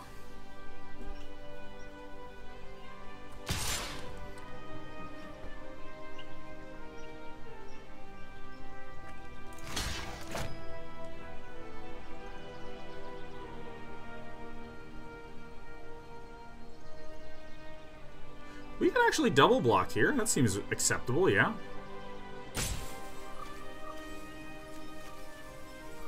We could chump once. I think we have to double block because of the trample. Now she's got a combat trick. She just killed us.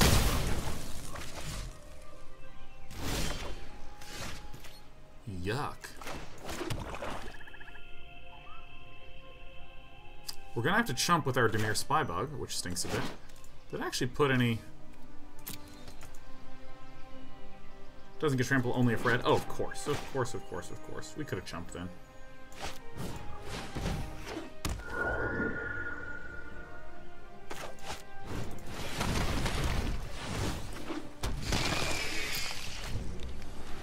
Okay.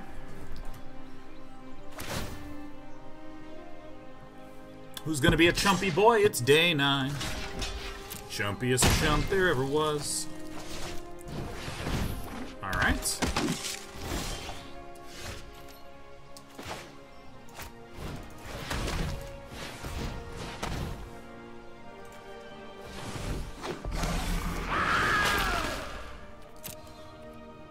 No attackers. End the turn. Whew. Hello. I mean, goodness. That is a large dude. I think I just have to keep this back at all points in time. We're very close to winning, but we're also very close to losing. She's got Aurelia down. This card is so good. Flying Mentor. That's a 4/5 with Vigilance Trample most of the time.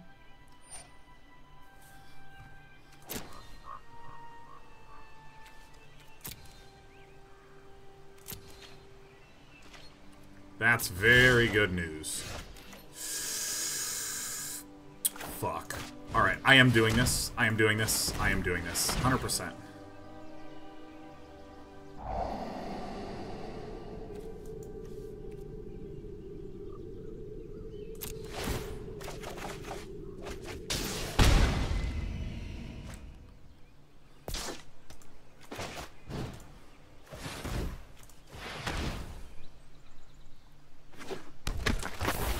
Alright, chilling at 1.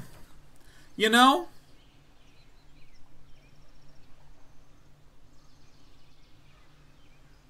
I'm not going to attack with anything. But we have to be very, very careful. That if we're too passive, if I just try too much to build up, we run the risk of just outright losing.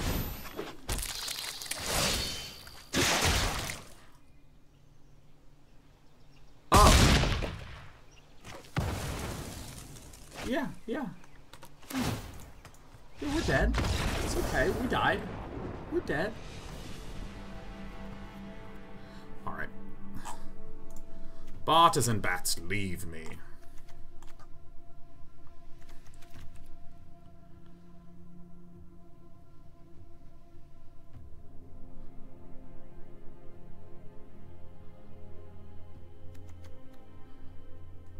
What did I just take out? The Bartisan Bats, yeah?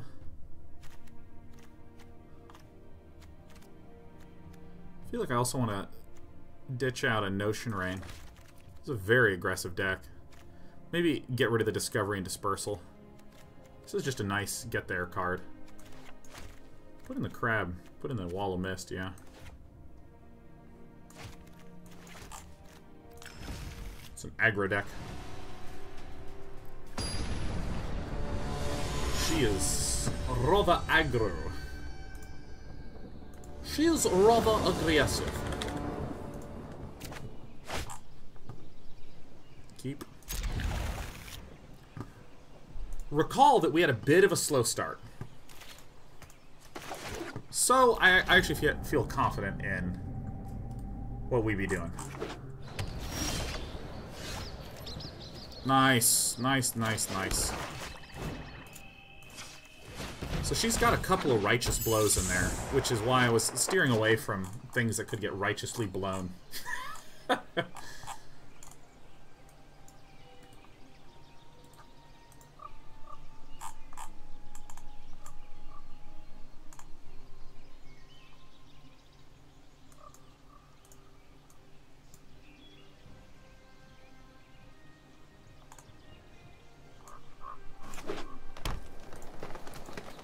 Alright. Why not Vidalcan Mesmerist? Seems like a great race tool. We are not racing. We are not.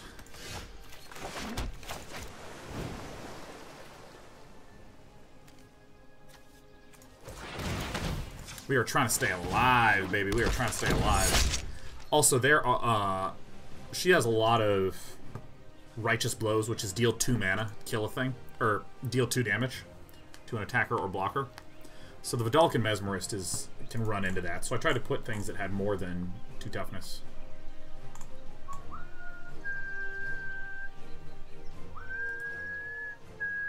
Da, da, da, da. Ba, ba, ba, ba. Ba, ba, ba, ba.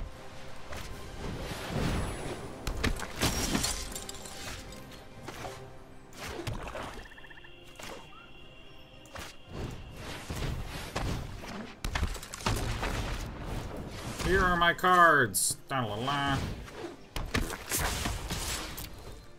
We might have to use the House Guildmage to surveil stuff. It's a cool card. Passwall Adept blocks a Vindicator. Swiftblade Vindicator is super good. Alright, Wojak Bodyguard is fine. And another land. Okay.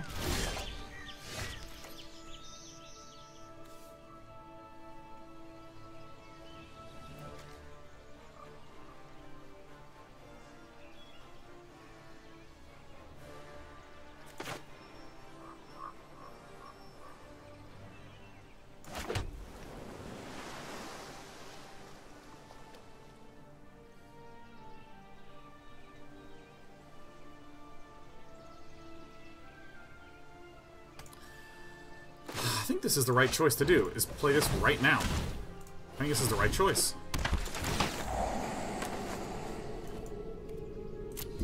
Because I need to begin to draw cards. And this has Death Touch. And so neither of these can block.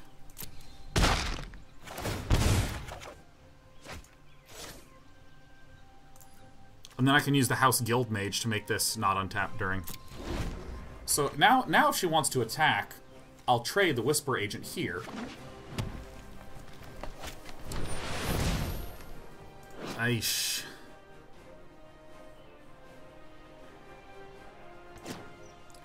That is rough.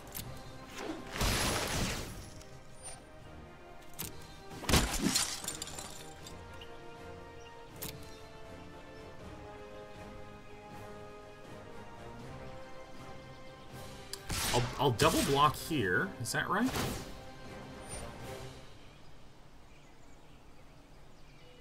So that's going to deal 6 damage, but that's never going to untap ever again. Okay, so now I think I actually do double block, and I go block.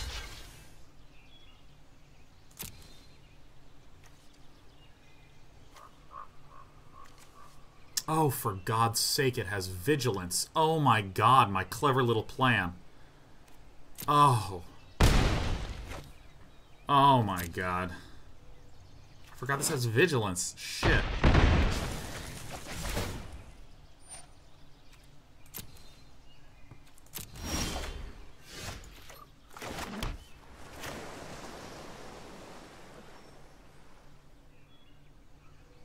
Wow, what a thing to screw up.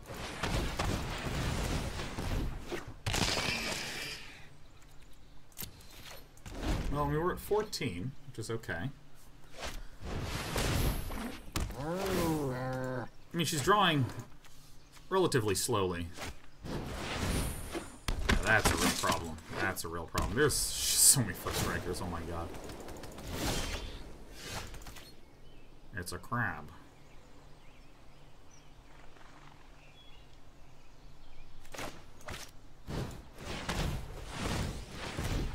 I think this is actually good to have all these little guys out. And now that everything's kind of locked down, we're okay. Like, these can trade, this can trade. 2, 4, 6. 2, 3, 4. Oh my God, I think we just died. Okay. Alright, well. Well, I mean, I think... whatever. It's alright, though. It's alright. Because it's our first loss.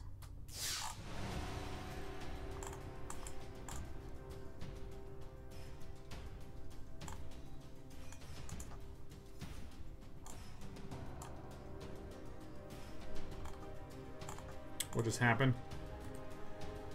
Oh, woof. Oof. Well, I did make an error on that one turn with the Wojak Bodyguard, but I would technically have not changed the outcome, but...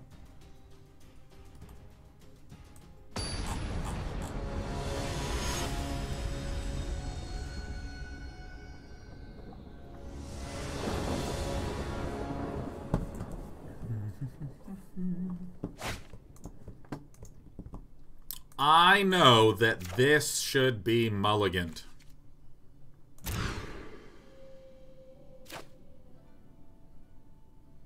I'm keeping this. I think this is a good one land. Because we have the core mana that we need on the Night Veil Predator. Yeah, look at that. This is a fine one land keep. Devil Night Veil Predator is good. It's a hawk. Scrawl!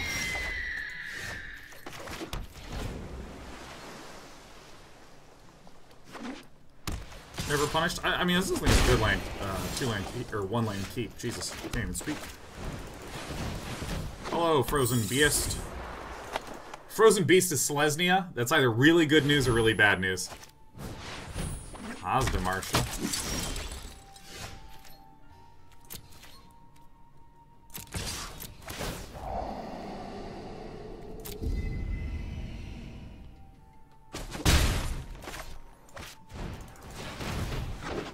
More of any mana is good at this point in time.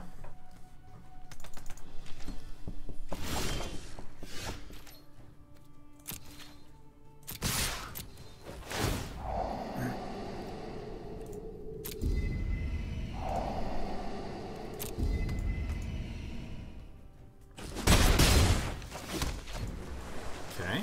Then after this, I'm probably gonna play. I think the Darkblade Agent is a better thing to play.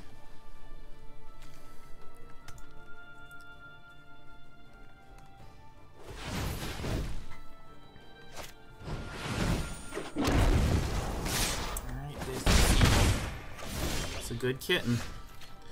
Yeah, I think the Darkblade Agent is the better one to play. And do like this. And then swing with 1. Perfect. So now it's very difficult for Frozen Beast to attack into us. Hey, why are you so cute?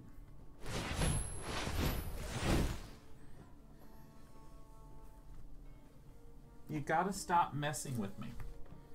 I need to clear this whole desk off and put a box down.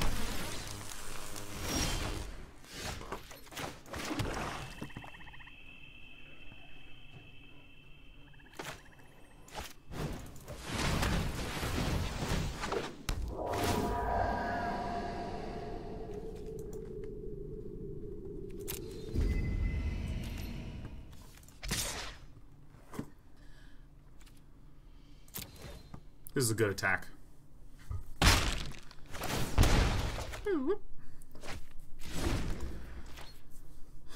I can do something easily like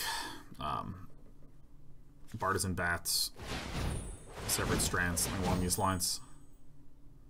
Cosmotronic Wave. Alright.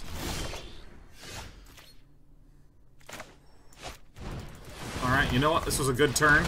I'm gonna do the exact same thing again. Fuck.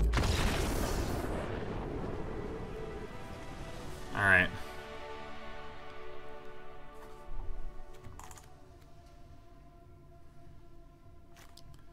Discovery and Dispersal. I'm literally gonna put in a Wall of Mist.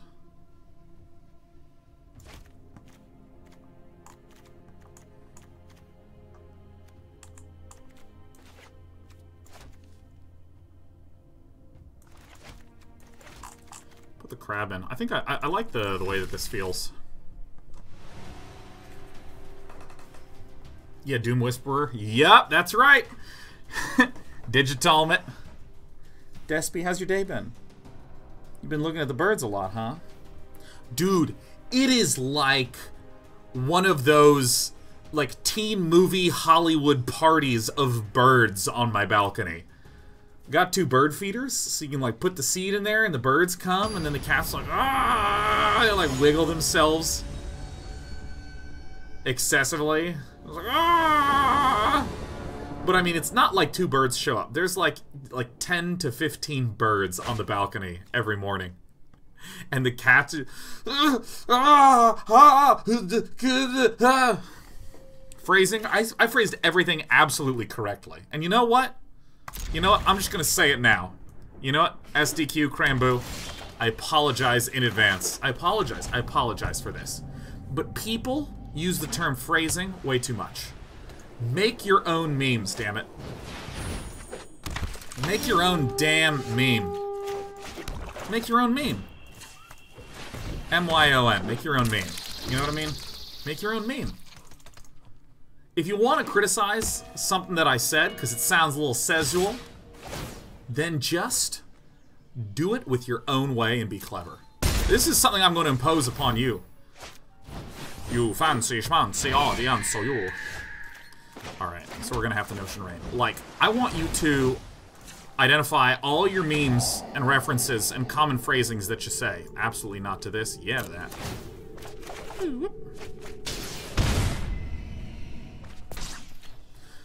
I am not the beatdown.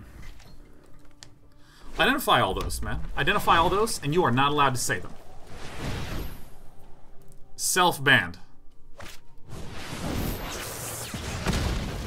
It's all good. Only taken a little bit of damage. Not allowed to say them. You just ban yourself from saying them.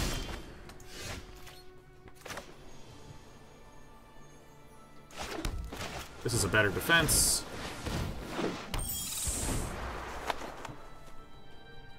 I'm gonna watch for the misstaffs for lights. Or, like, say to yourself, for this week, I am not gonna curse at all. And you know what you're gonna find is that it's, first of all, really obnoxious and really hard, but it just starts to force your brain to think in weird ways. Ways you never thought possible.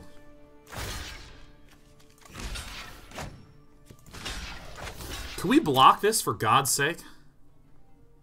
This might look like a ridiculous trade, but, I mean, I got a watcher right here for the Hawk. And Frozen Beast hasn't been doing much, so.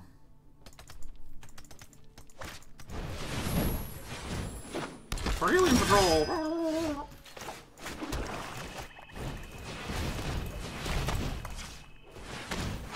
Boop.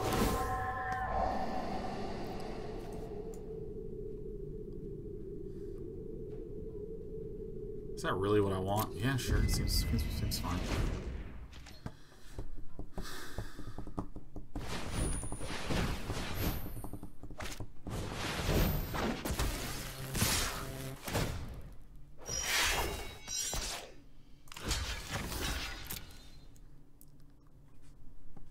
Righteous blow.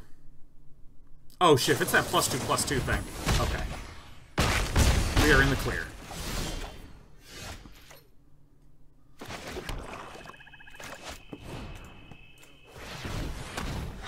So we got a few turns in us.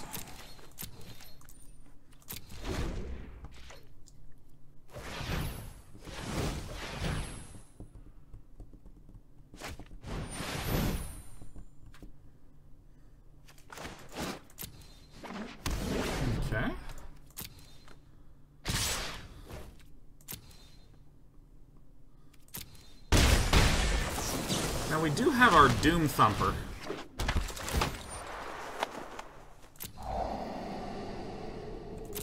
There he is.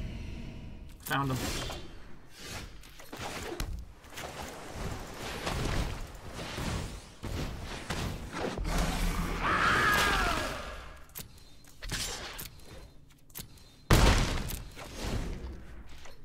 Alright, we got the Doom guy.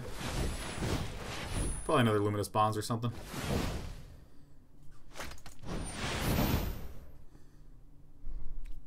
Okay. These little dirtly flyers are scaring me.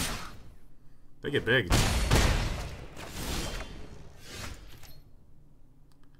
Boy, we are close.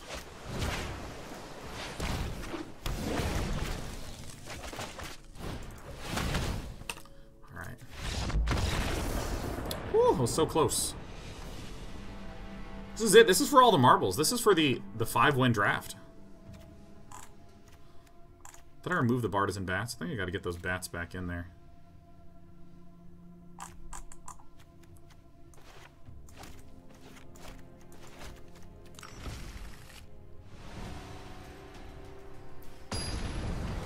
Hey, Proto Snail. Happy 30 months. Yeah, well, this is a competitive draft, so it's not 7 wins or 3 losses. It's 5 wins or 2 losses. Oh my god, that is a insanely good opening. Thoughtbound Phantasm, I'm gonna shut everything down. So we gotta save dead weight for the flyer. Alright, this is really insanely hard to lose now, because this is repeated Surveil and a thing that gets buffed from Surveil. This is very, very, very, very, very good. Frozen Beast is likely going to need to spend...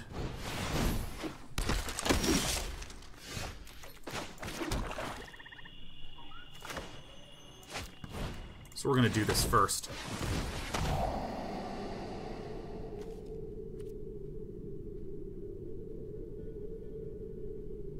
I think I do want a second Notion Rain.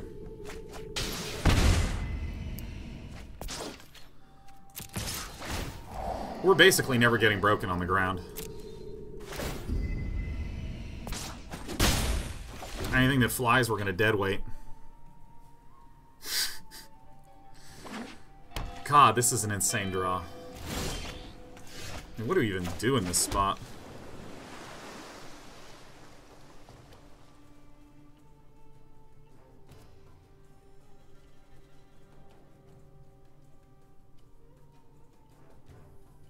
You know, I know this might look a little silly, but I think I just play the crab. I think we just play the crab.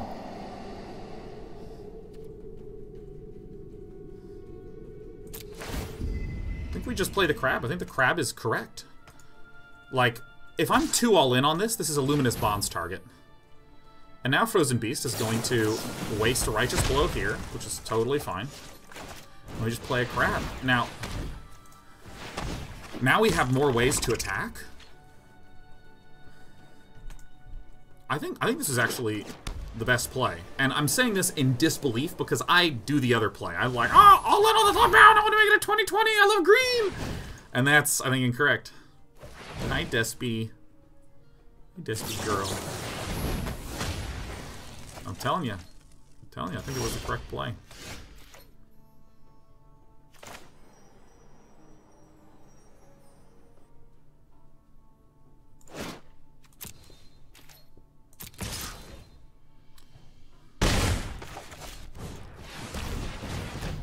Look at that. Collar the Culprit. Spent on a 4-mana creature. So Frozen Beast has to have some juicy, expensive stuff. It has to be. Where have the plays even been, you know?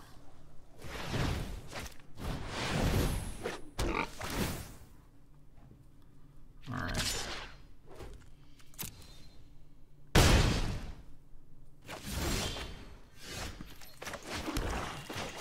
So we're absolutely Watchering in the Mist. Because then Darkblade Agent has...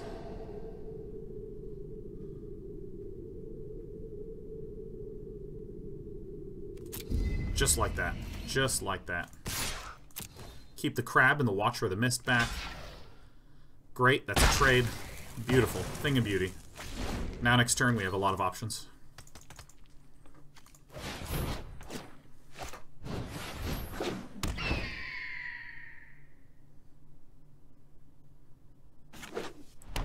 A wholly unexciting card, huh? Fire Urchin, yep.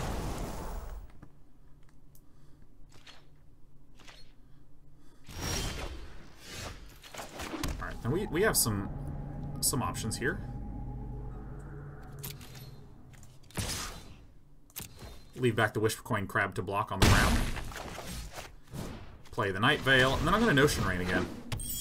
Now we do have to be aware that we're not in, like, golden shape. We're in pretty good shape. We're in pretty good shape.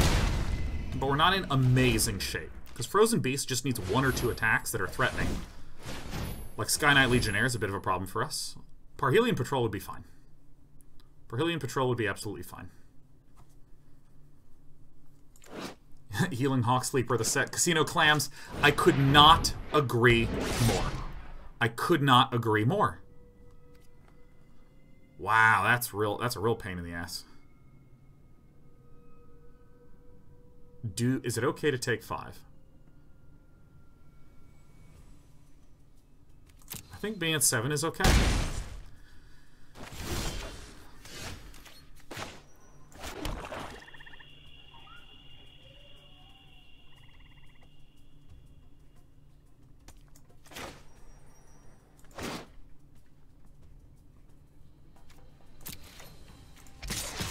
I think I know what I'm doing. I think I know what I'm doing. Yep, that's great. Now I'm going to do this.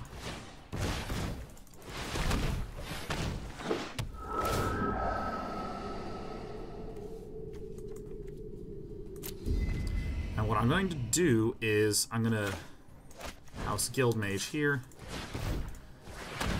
And I fully intend on chumping with the crab, then using the House Guild Mage to permanently prevent this from attacking ever again, so I can deadweight whatever other flyer is played and win in the air.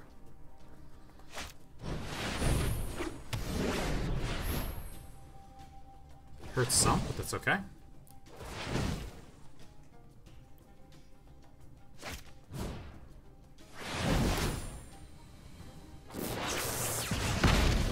Oh fuck, this is a lot of damage.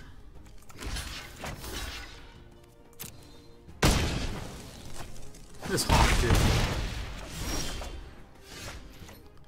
Shit.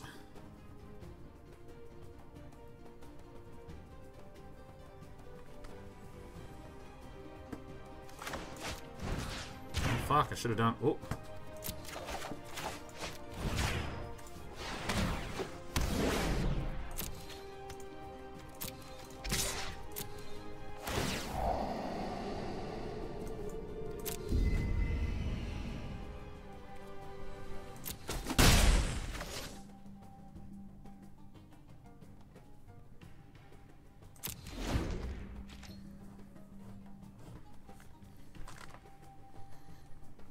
Jump start, but I'm going to chump here.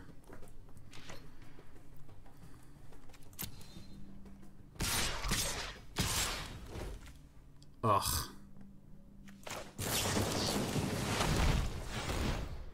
Well, there's the way I have to block now. Ugh, goddamn. We might be dead. Alright, so... like this, and like this. That's it. That's all we got.